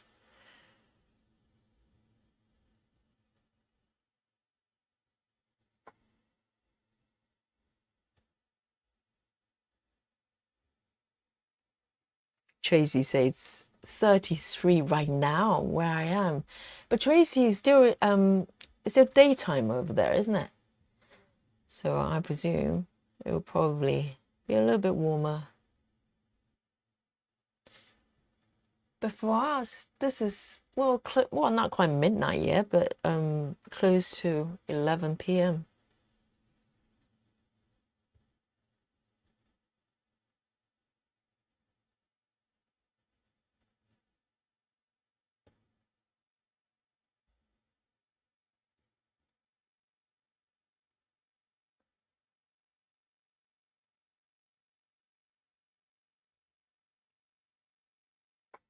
Three underneath. Oh, this block is a little bit better, a little bit friendlier.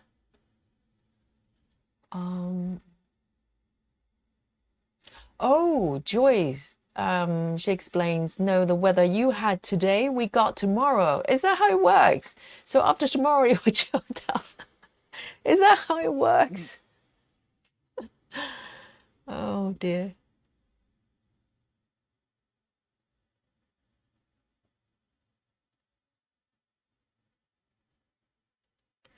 That's funny. So you've got the UK leftover weather in the Netherlands. Do you rain as much in Holland? I think nowhere rains as much as in the UK. Whoops. I got this one snagged.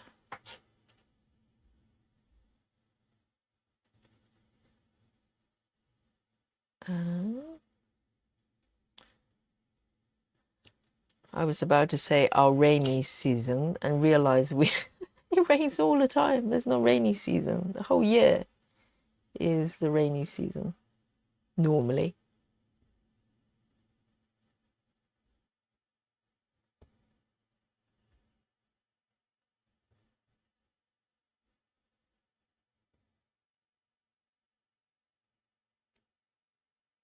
But I think Scotland may be raining even more because when I The few occasions I've been to Edinburgh, it's always permanently rainy. Permanently. And windy as well. So we might be getting a slightly better deal here in London.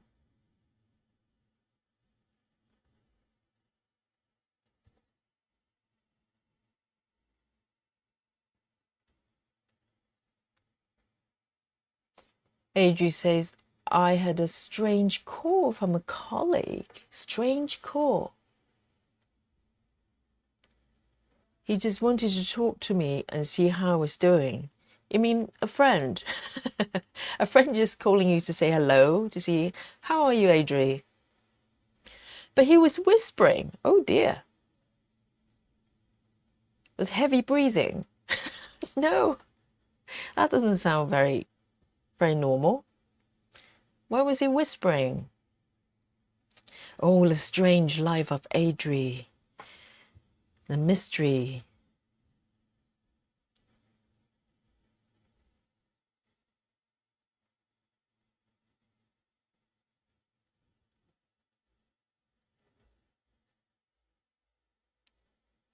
Well, heavy breathing is not good, normally, on a phone call.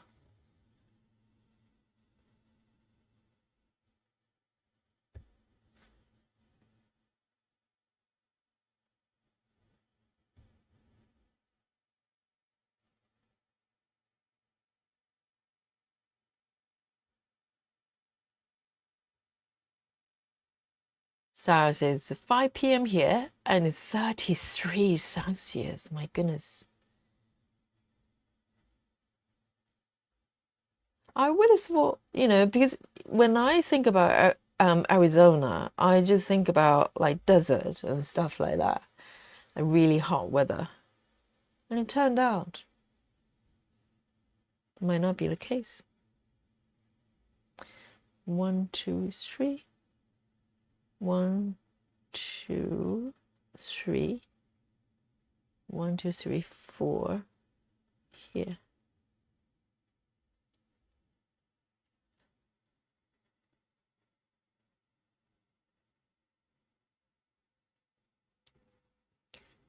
Oh, so Nikki, you're 28. That, yeah, it's about the same as London. That's weird. That's really weird. Let me have a sip of my drink.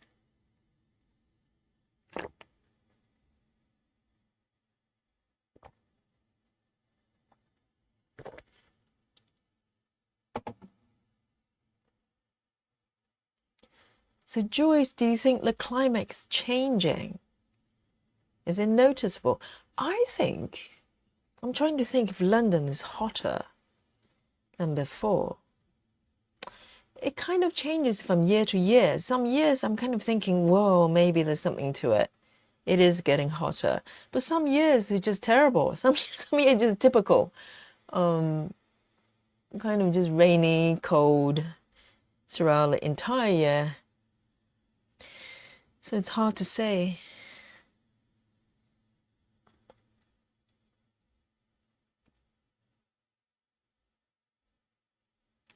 Oh my God, 38. I think we have reached 30, 36. I don't think we've got anywhere near 40 ever that I can remember. But that's terrifying. 38 is terrifying. And if it's humid as well, man.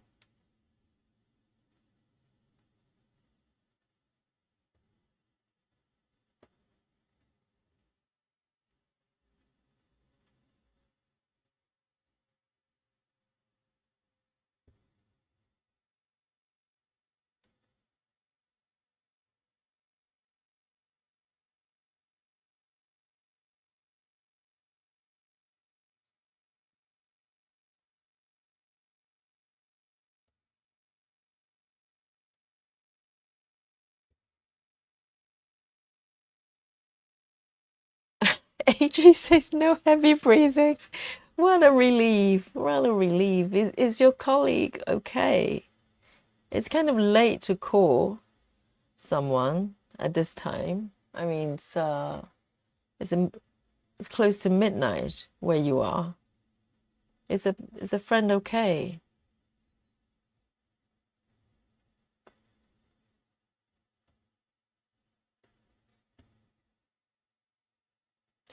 No heavy breathing.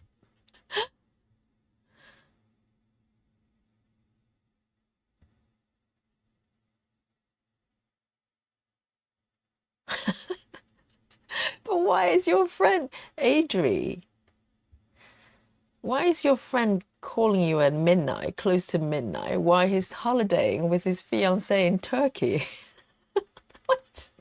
It's like a strange movie. Suspense.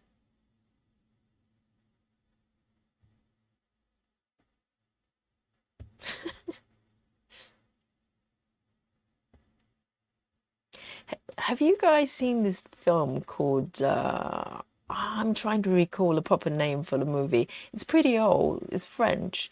It's is it the Double Life of Veronique or something like that? It's a French film, like art house film.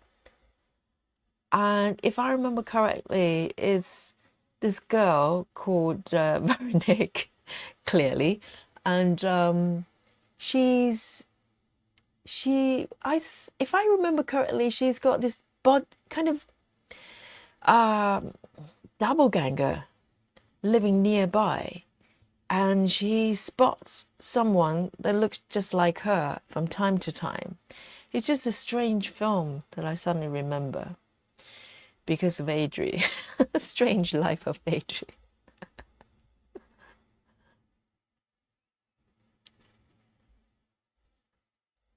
Can imagine having someone that looking exactly like you, just going about their business.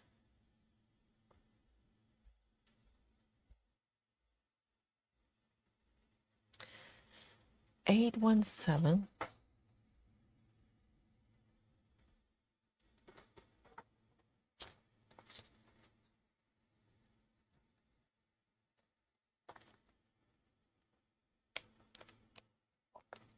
The bright red.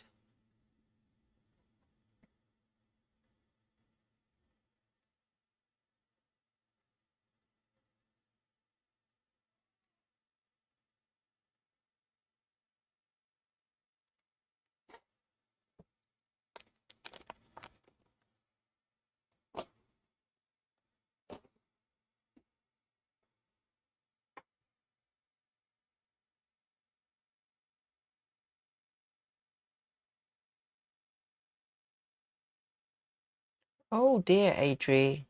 Maybe he's got a secret crush on you, you know?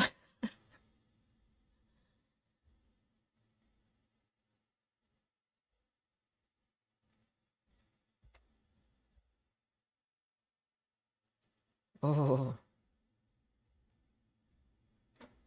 So this guy is calling you while he's holidaying with his with girlfriend, a fiancé in Turkey, calling you and say, "I just want to talk to you.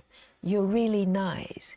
Guys, what do you think? What do you think is happening here?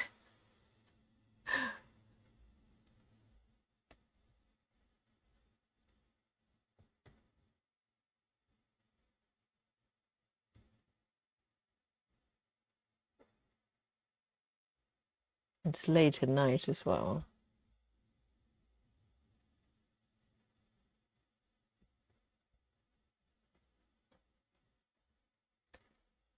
But at least there was no heavy breathing, you know. That would be slightly alarming.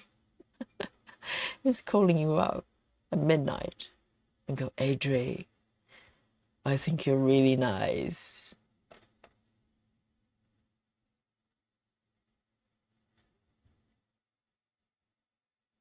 Sounds like red flag to me, Sarah says.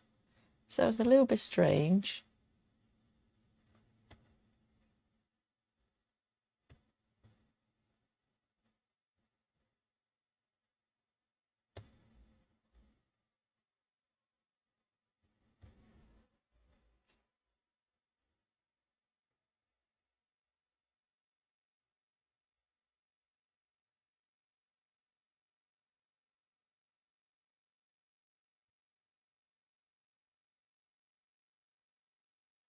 But men are strange sometimes. You know, sometimes they have a girlfriend or something, and they have a row, and then they kind of just want to check if if they still got it.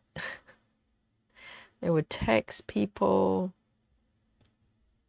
other girls, just kind of double checking if I still got it.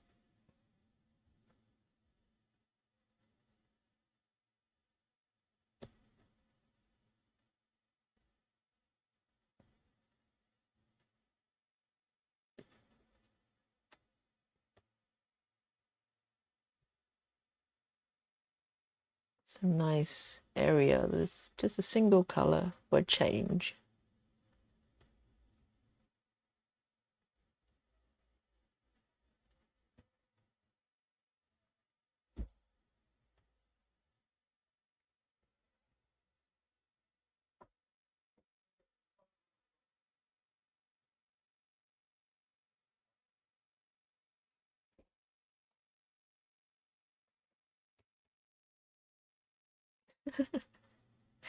Does sound like a film, a strange film.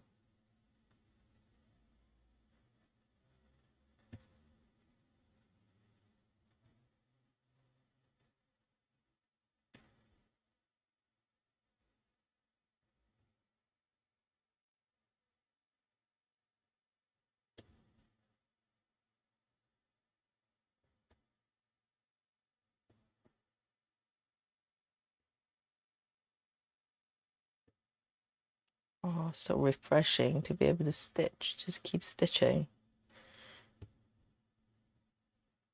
of a single color for a little bit.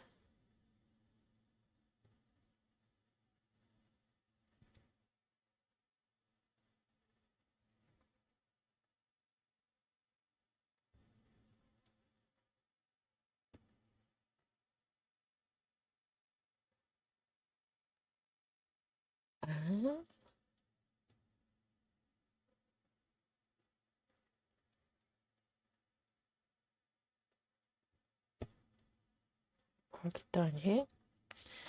Oh, I'm literally breaking into sweat right here. Power stitching.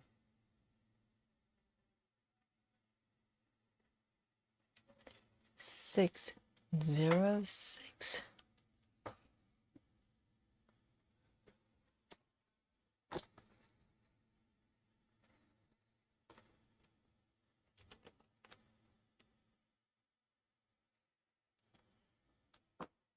Just one stitch here.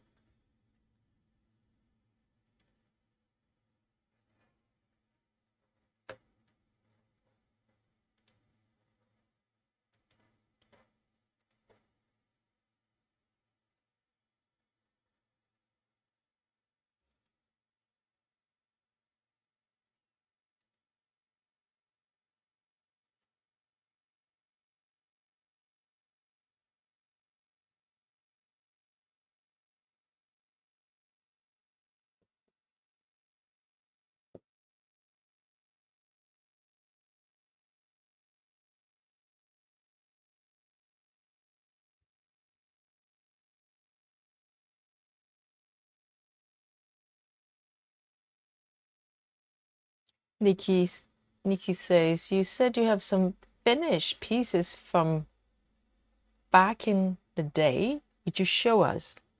Are you referring to me, Nikki?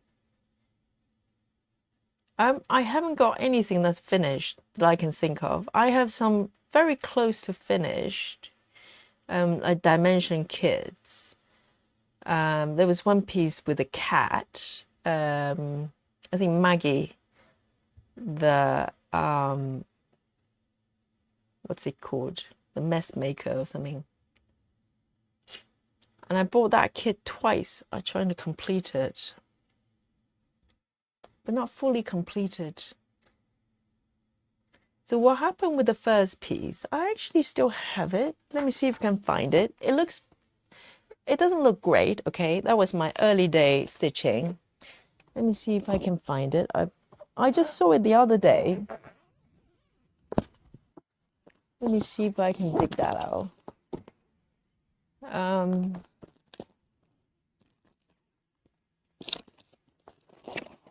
let me see if I can find it. I was just tidying up my stash the other day and I saw it. And I thought, oh my God, that looked nearly finished, but not quite. And I'll tell you why I didn't finish it. Let me dig that one out.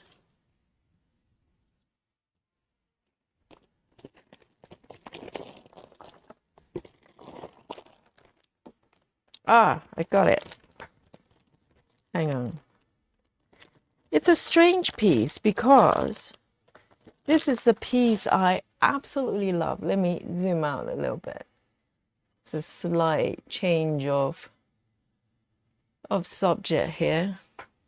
Let me see if I could zoom out a little bit more. So look at this one. So this is dimension cross stitching kit, and it's called Maggie the Mess Maker or something like that. So this one was from back in Joy's 99. Have a nice dream. It's quite late over there, I know. It's nearly midnight. Well done. I hope you enjoy your session. So this is probably one of the very few pieces that I almost finished. Yes, Maggie the Mess Maker. So what happened here was, so this is not full coverage, it's partial coverage, but mostly covered, and it's got back stitches. And what happened here, I'm sorry, I have to tell a slightly sad story. I had a cat that looks just like this, Mr. Pancake, black and white. When I was vigorously, bury my head in this piece, he was, Mr. Pancake was ill. So I tried to distract myself from worrying by just spending a lot of time stitching. And then he passed away. So when I look at this piece, now I can. But for a long time, I couldn't look at this piece because all my sadness was part of this piece. And particularly when I stitched the cats as well. And so I decided to put it away. And, because I couldn't look at it for a long time.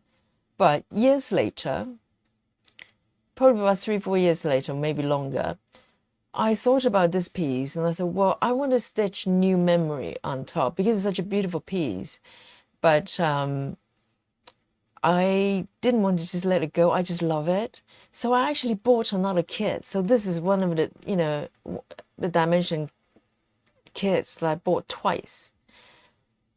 And the second time, I can't find a second piece anymore. I tried to build new memories with the piece. And then for some reason, I kind of just lost the momentum. And, now I can't even find the second piece anymore. But I was so shocked when I found this one because I tucked it in my cupboard. Because probably just so I don't kind of accidentally run into it. I didn't want to look at it. And so this is what I was talking about. Each piece, as you're stitching the piece, depends on your life situation at the time. A lot of memories is kind of get woven into what you're stitching there. So, so that, to be honest, that's probably the closest to finish for me. I'm very good with starting.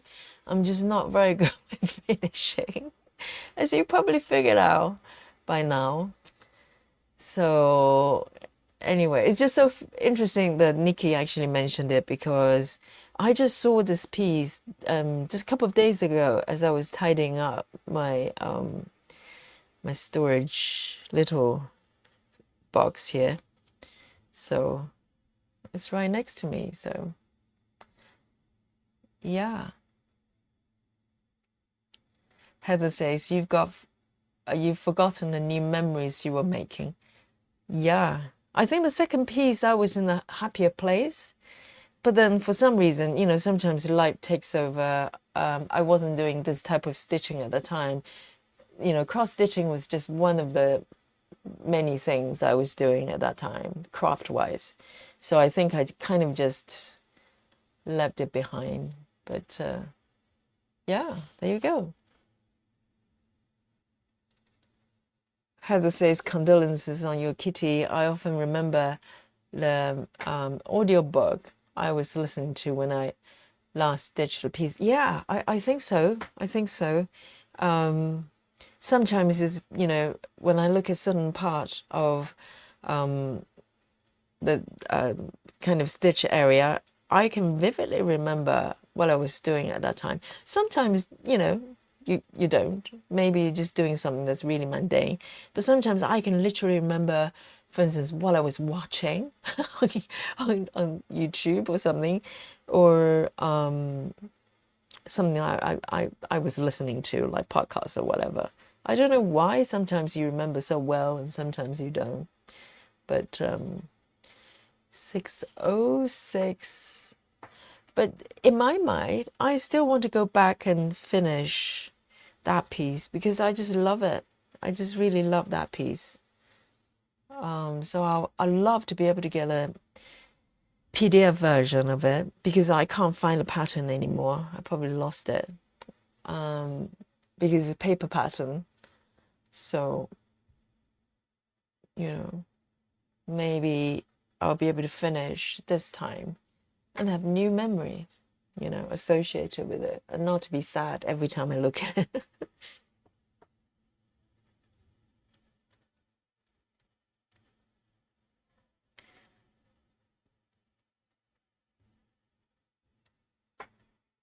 Heather says it's called state-dependent memory. Our brains use many different cues to encode memories. Yes, very well said. Yeah, because sometimes when we do things, we kind of go into autopilot mode. But I think probably something like stitching, a lot of times I can only speak for myself, that it's a mental escape from something. And sometimes life is going well, but sometimes not. Sometimes there are challenges. And as you're stitching, you kind of, you know, stitch all that emotions into your piece. So, you know, there's certain part of certain pieces, I look at it, I instantly just have this visual sort of, you know, I can literally see what I was doing and remember vividly what happens. And some parts, not at all. Some parts, I don't remember anything in particular. But yeah. So, you know, that piece for a long time, it was dangerous. I think that's why I hid it in a cupboard for a long time. I didn't want to see it.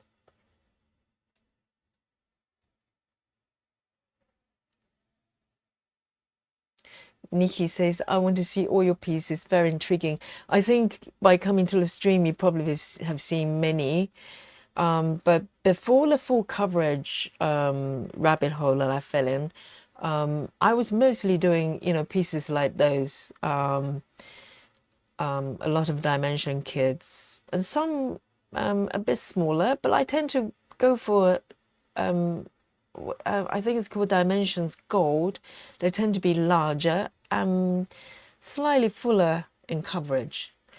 Couple pieces of them maybe close to full coverage, but yeah, I'm just not very good with finishing. Normally I get distracted by something else and then I just move on to do something else.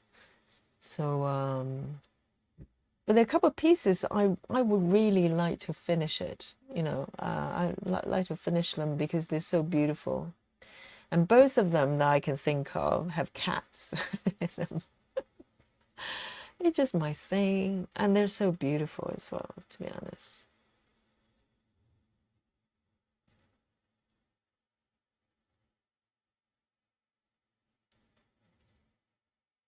go big or go home. Yeah, I'm like all or nothing kind of person.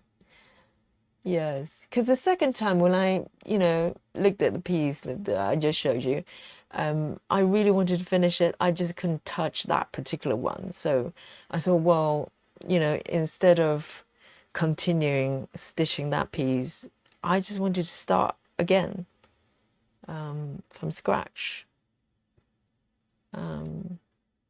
I'm a bit all or nothing kind of person, unfortunately.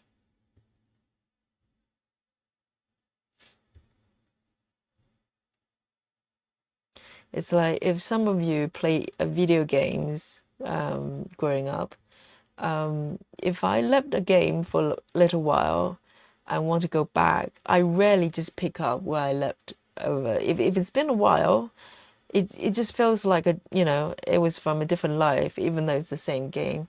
I always try to start from scratch, but then something else would take over.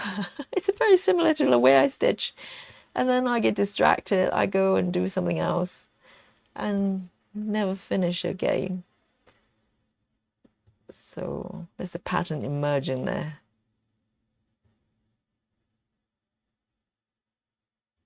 But I enjoy every moment. That's the important thing.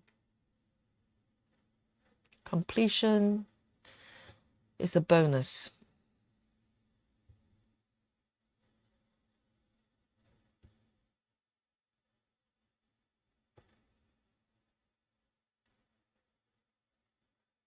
Yeah, but Nikki, you're very good with finishing. I mean, look at that piece you finished. That is beautiful.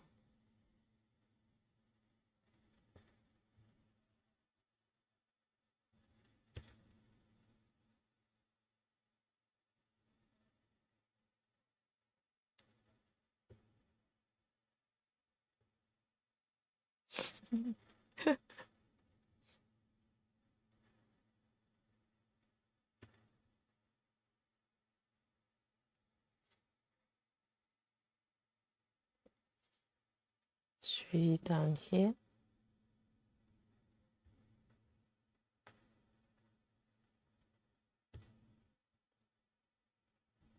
But I'm actually quite surprised that, since I discovered this type of stitching during COVID, that I'm still doing it. There's something about it that kind of keeps me here, because throughout my life, I go in and out of many different, hobbies, crafts. And I'm one of those people that I kind of just dive straight in and, I want to know everything about that particular craft or whatever it is. And then I get out of it after a while. I kind of just kind of go, well, that's enough. Let me move on to something else. But somehow with this full coverage, for some reason, I just want to do more, which is not a usual pattern.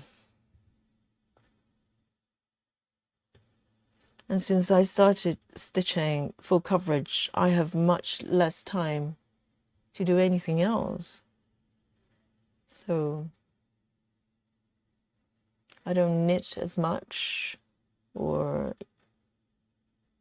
do anything else. I used to do a lot of like a felting type of thing, but just haven't got the capacity to do it all.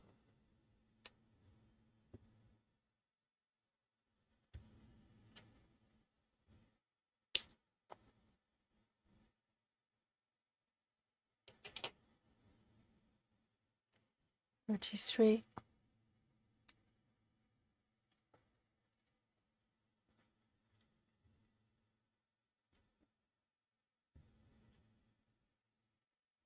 It's a rainbow color. Threads. So pretty.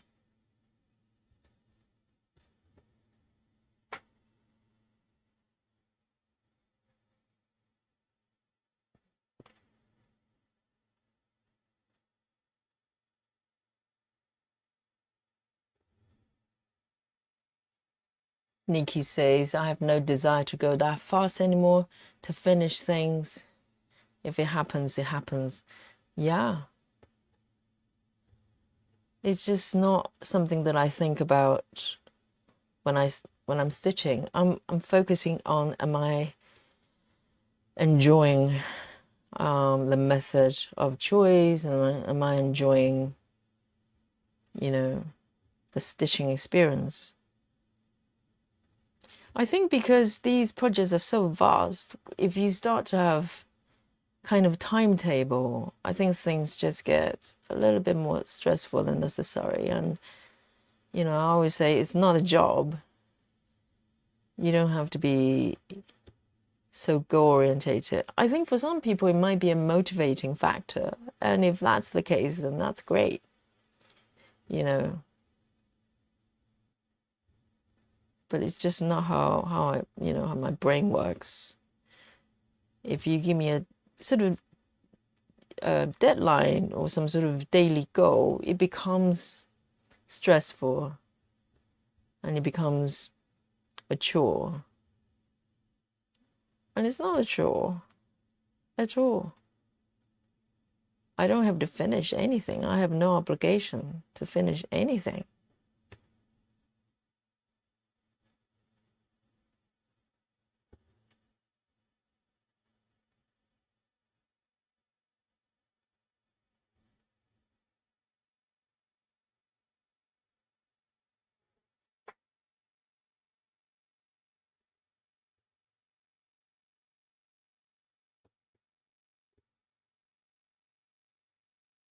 Tracy say, I'm enjoying your colorful stitching. I'm still in Greyland. Oh my God. Well, that's why I'm choosing my piece very carefully, because I just know that I'm incapable of stitching anything. There's some pieces, they're kind of just black and white or grayscale in shades of gray and black. And I just admire anybody that choose that kind of pieces. I can't. It doesn't matter how beautiful the end product is. I just know that there's no chance I'll be able to survive that. No chance at all.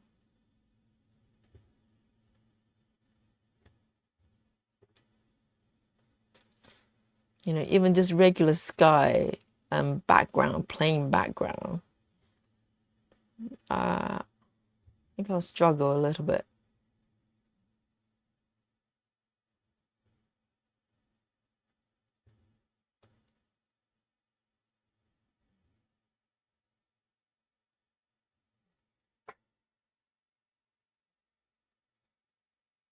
Sarah says, I would like to finish a piece for each of my kids and grandkids.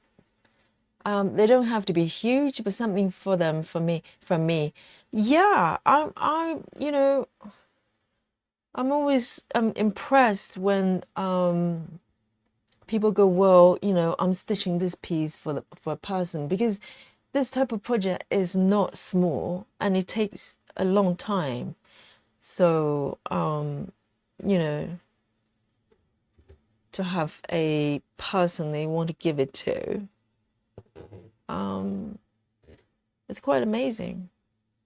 I wouldn't promise anybody will get my end piece, because that person will be waiting for a long time, okay? It might never happen, so I wouldn't make that kind of promise.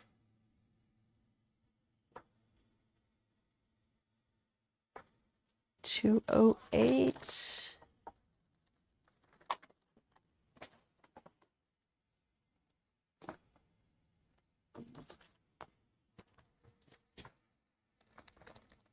Pop it back.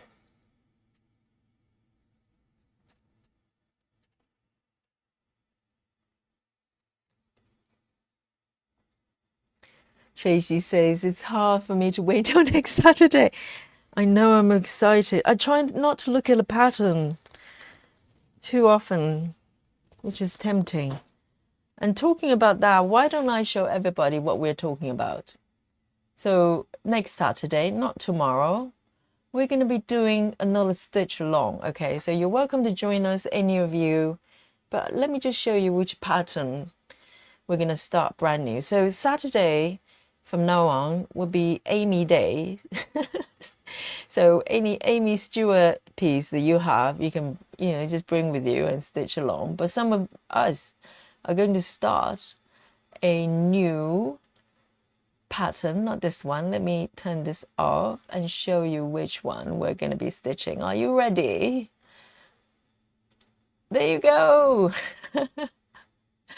This is a piece from Amy Stewart called Sweet Shop. So I've been eyeing this one for a long time, and yesterday we decided, or Nikki had to bring it up. It's Nikki's fault. Nikki was going, oh, didn't you buy a new pattern the other day when it was discounted like 50%? I was trying to hide it because I didn't want to show it, because as soon as I show it, I want to stitch it. And Nikki just have to bring it up, you know. Nikki does what Nikki does, and I showed the pattern, and you know, everybody's going, you need to stitch it, and I totally agree. I would totally agree. I wouldn't say no. I wouldn't say no, and it's a beautiful pattern. And by the way, the version I bought, I misspoke yesterday. I didn't get the max color, because max color you have to go up to super size. There isn't a max color regular size for this pattern for some reason. So this is regular color. I think it's about 90 colors, which is pretty good. And you can see the markup is beautiful.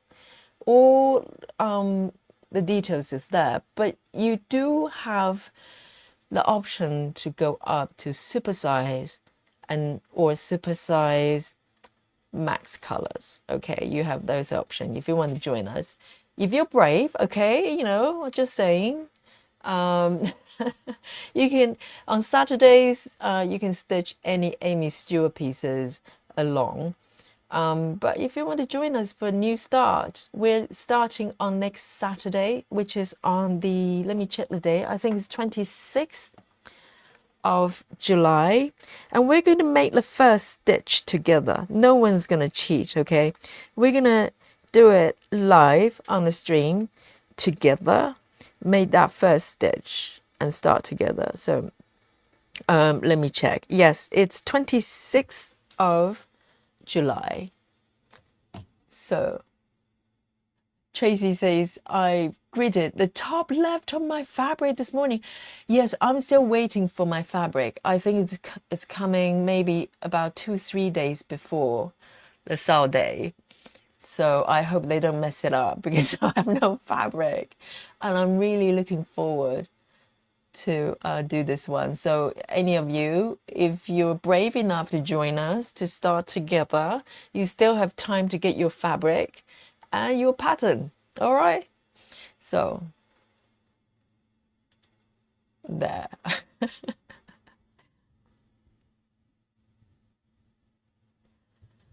Oh, I love preparing for the fabric. I'll have to get my sewing machine out to tidy up the edges of the new fabric. Sometimes I cheat and I use masking tape. I know it's frowned upon, but I have a few pieces, so I use masking tape instead. And they're okay, you know.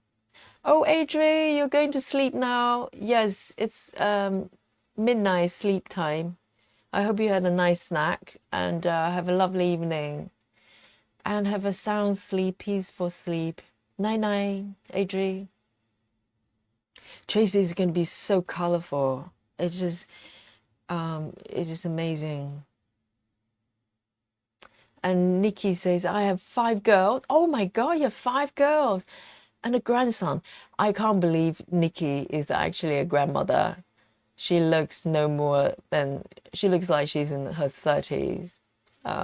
You know, very young grandmom. Yes, 5 girls, you're going to get very busy. My goodness.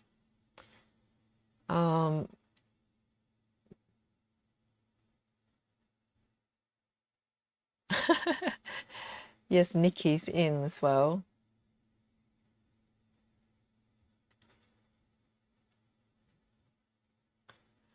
Yes, I use masking tape sometimes as well. And yes, maybe it leaves a little mark, but normally masking tape, if you leave them on for a while, they just lose the stickiness and they just fall off and you just do it again. It doesn't really damage the fabric. I've never found that. And sometimes it's just quicker. Sometimes I just can't be bothered to bring out the sewing machine, but this time I'm going to be good. I'm going to try to do that.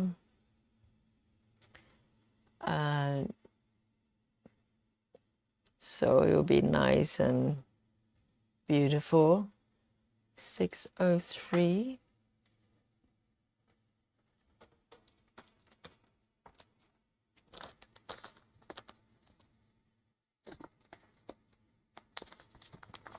Yeah, I don't think that piece is Sweet Shop is a new pattern at all. I've been seeing it for a little while.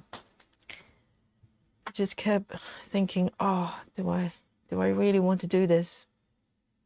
And I do.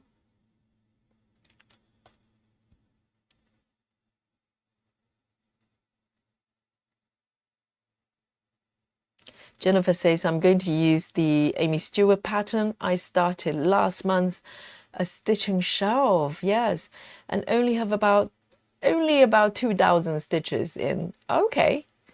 So it'd be fun to join in. Yeah, definitely. Just grab any Amy Stewart piece. I think majority of people probably have one lurking around because she's literally everybody's favorite. I know some people don't have Amy Stewart, okay? There's some weird people out there. That has to change, everyone.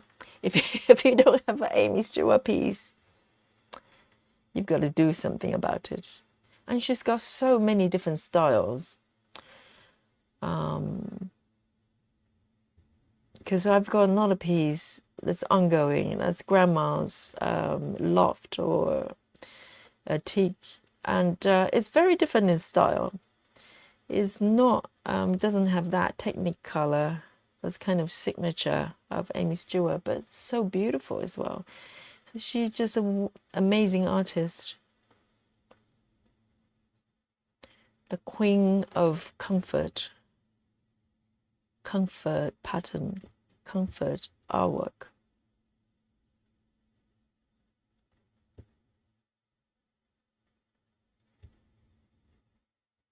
I think I'm going to end this one because there's not a part thread there.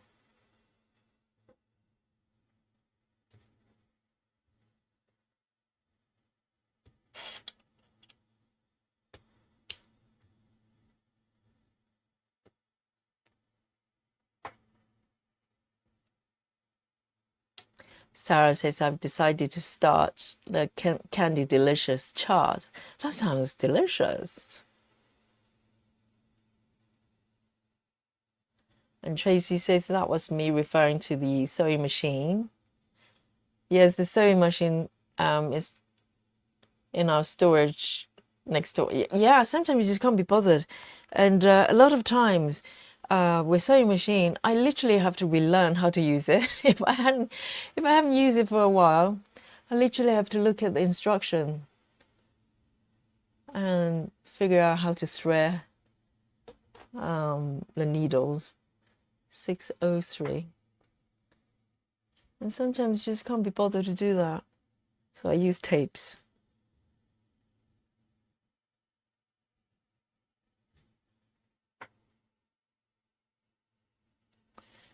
Nine, 959.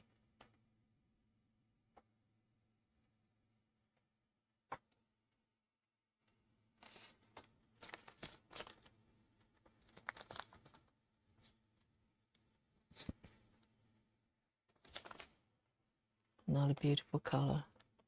959.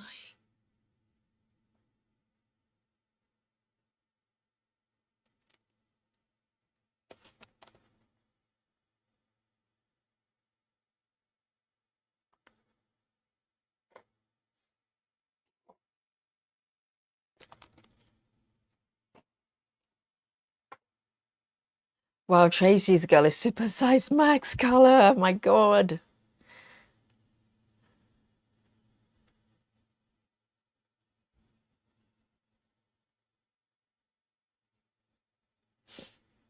Yes, I was because I was on an impression the pattern I had was max color, and I realized I double checked on the website and realized that there's no regular size max colors. Otherwise, I would have chosen it.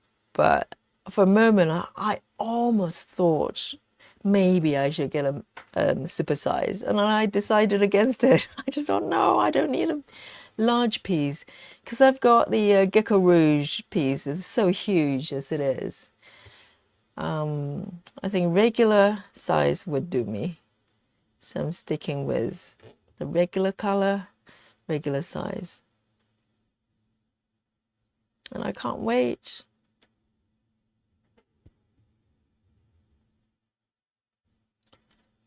And Nikki, you need to make sure the fabric arrives on time because mine literally is arriving. I bought it from Etsy, and it's not arriving till about a couple of days before Saturday.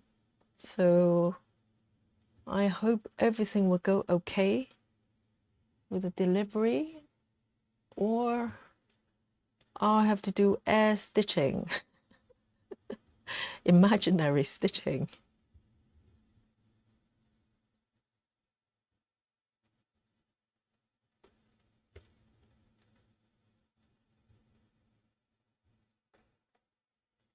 Oh, Nikki, thinking about middle start. Ooh, yes.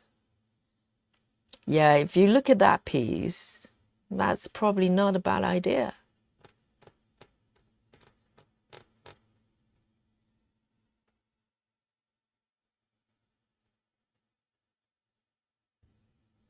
Let's have a look at the markup again because it's beautiful. The middle bit would be where this blue curtain, where this little dancer or whoever she is, somewhere there, when it depends on whether you go above or below. If you go below, that would be that red area there. That is so pretty. Yeah.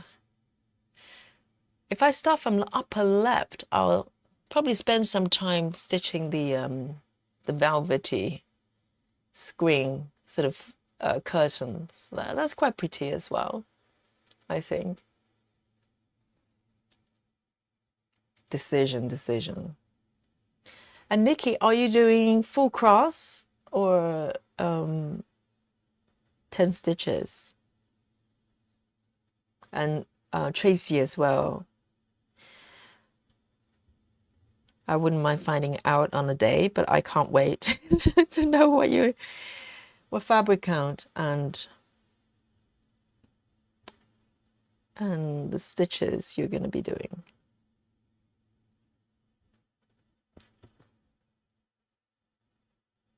And River's doing it as well, but she's gone to bed.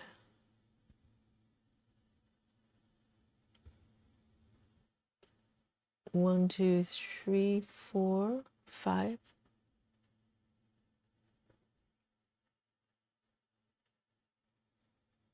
Two below.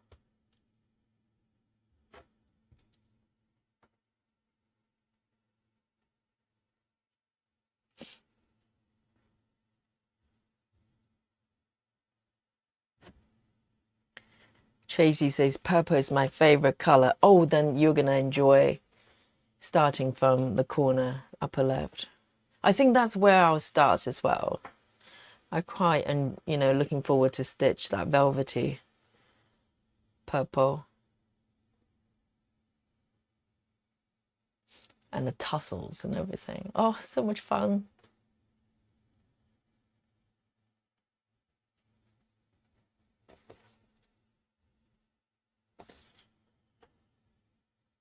And Nikki, what fabric count are you going for?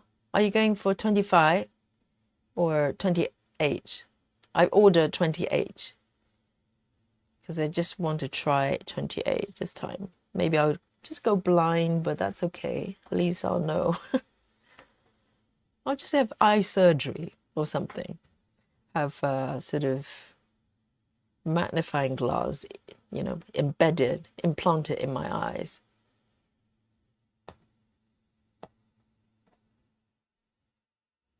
Tracy's doing 25 count, 1/1 full cross. Lovely.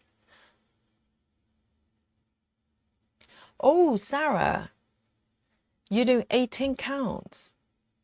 You're thinking about it. Lovely.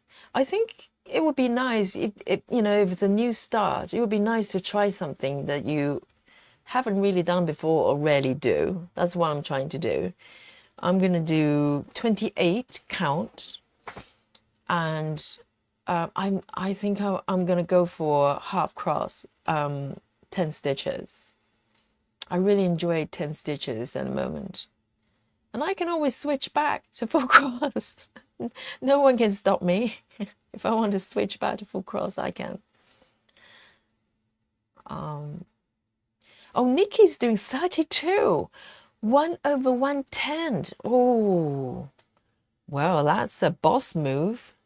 Yes, 32. You know, I would love to try 32 at some point, but I need to make sure that I can see 28 first before I move forward. I think 32 is too ambitious right now, but it sounds really interesting. And 1/1 as well. You're going to use such a tiny, tiny bit of the thread, which is nice. Heather says, I'll will my hate to my granddaughter. I'll enjoy it when I'm alive. She can have it later. Yes, to make sure she actually enjoys cross-stitching. Otherwise, it would be quite a burden, you know, considering how large those pieces are. But my grandmom told me to do it. I'm feeling so guilty. Did I hate cross-stitching?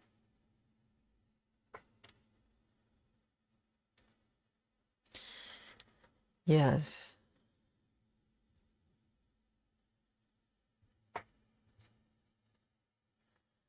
One of 110. Did I see someone on our group doing 32 1/1?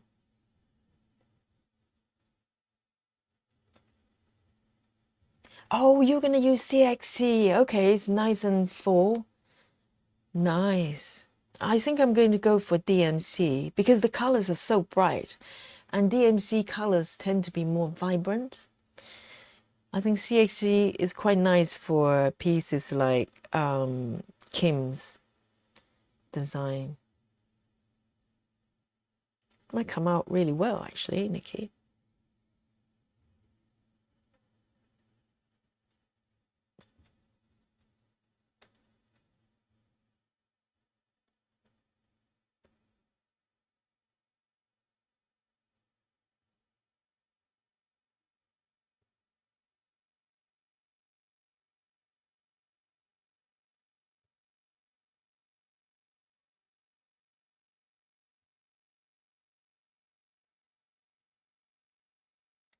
Nikki says, this is horrible, but I'm thinking if I had to get cataract surgery, I can get those magnifying glass lenses implants just for stitching. Is there such a thing? Can they literally, I was joking though, can you literally put magnifying glasses as implants? Really? So you become like superhuman. You can see everything. Really? Can you do that?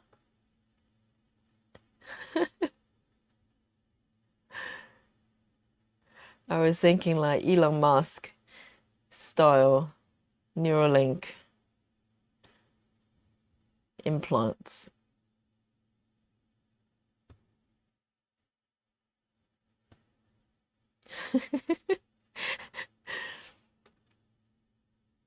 It's just amazing the things you're considering just so you can do cross-stitching.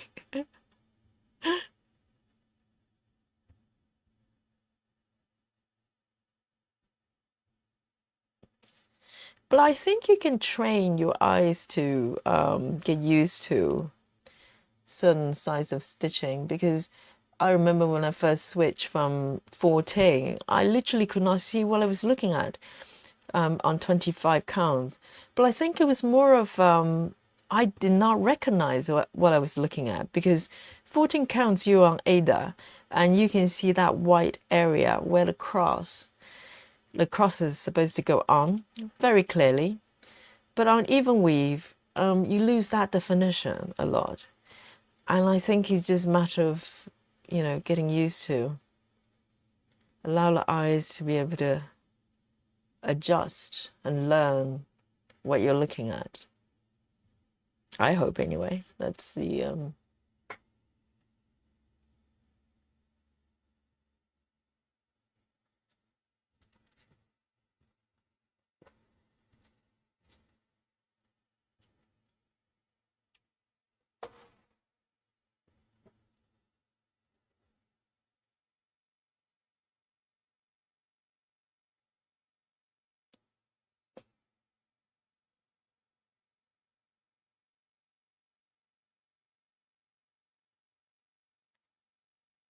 colors in these couple blocks are very unpredictable, which is fun because you don't know what color you're going to get next. 1, 2. And I think I'm going to make this color the last color today because it's almost midnight here. Time just flies. It just doesn't feel like it's been more than a couple of hours. It just feels like I've just sat down and started stitching. It's very scary. Time just disappears when you're stitching.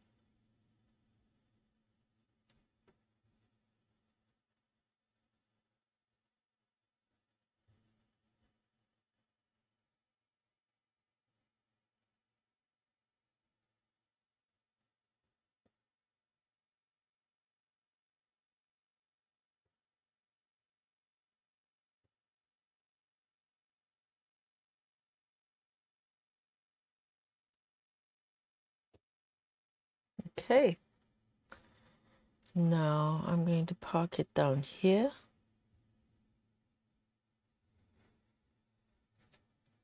Nikki says, yes, they have something like those. Really? Like implants in the eyes. And she says, right now I'm using magnifiers for 32. My mini little kitchen is 3210.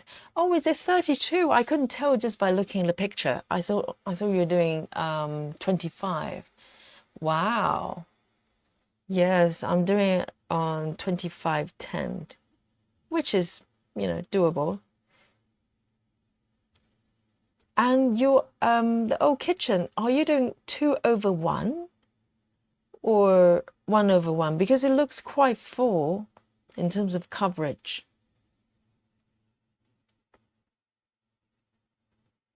I think 32 is probably too ambitious for me right now. Sarah says, I have to have eye surgery later this year. Maybe I'll ask about that. So everybody's got this bionic sort of, magnifying eyes. just get a surgery so you can do stitches. That's hilarious. Wow, I didn't know they could do that. That's amazing though. So you're gonna have like superhuman eyesight. But eye surgery does sound a bit scary though, isn't it? Right, so today, what did I do today? So today, I've kind of tackled these blocks. They're slightly on the confetti side. And so I completed 2 blocks over here, a little bit on this side, a little bit at the bottom. So might not look like a lot, which is probably not a lot for most of you speed stitchers, but it's slightly trickier, a lot of color changes, but really, really pretty. If you look at them, they're so gorgeous. And these are the views outside the window, looking out from the craft room, from the patchwork quilt room. And let me just zoom out a little bit so you can see what I've got up to this point with this piece. It's really beautiful though. This is a mini version, but it still, catches, all sort of details here, including the fabric here. I still have a little bit of work here to fill up. Some stitches, there's some still missing there. Otherwise, it will look even fuller. So gradually I'll go back and following the line and start to fill up, all these very confetti area. And so let me show you my app today. So let me just bring up the markup, not this one. Stop racing. Let me just bring up the full markup here. That one. It's absolutely beautiful. So I'm still stitching the those windows, those diamond shape on the glass of the windows there. Really beautiful. And I can't wait to start stitching the quilt, the fabric at the bottom. And those are rows of threads on the right there. Oh, it's just really, really pretty. And here I'm going to show you my progress today. So here's my pattern keeper. And yes, I moved up to 19%. I think before the session, it was just under 18. So I'm firmly in 19%, 19.24, which is not bad. It's close to 20, I don't think I have another piece that's close to 20%. Yes, it's a mini version, but still pretty good. And I have completed 1A3. And my excuse would be, it's my average, just below 200. And also, these are quite confetti area. But I really enjoy it. I love the colors here. And I am, thank you, Tracy. Tracy says coming together so pretty. It is so pretty, isn't it? I love the curtains here. It's so subtle. And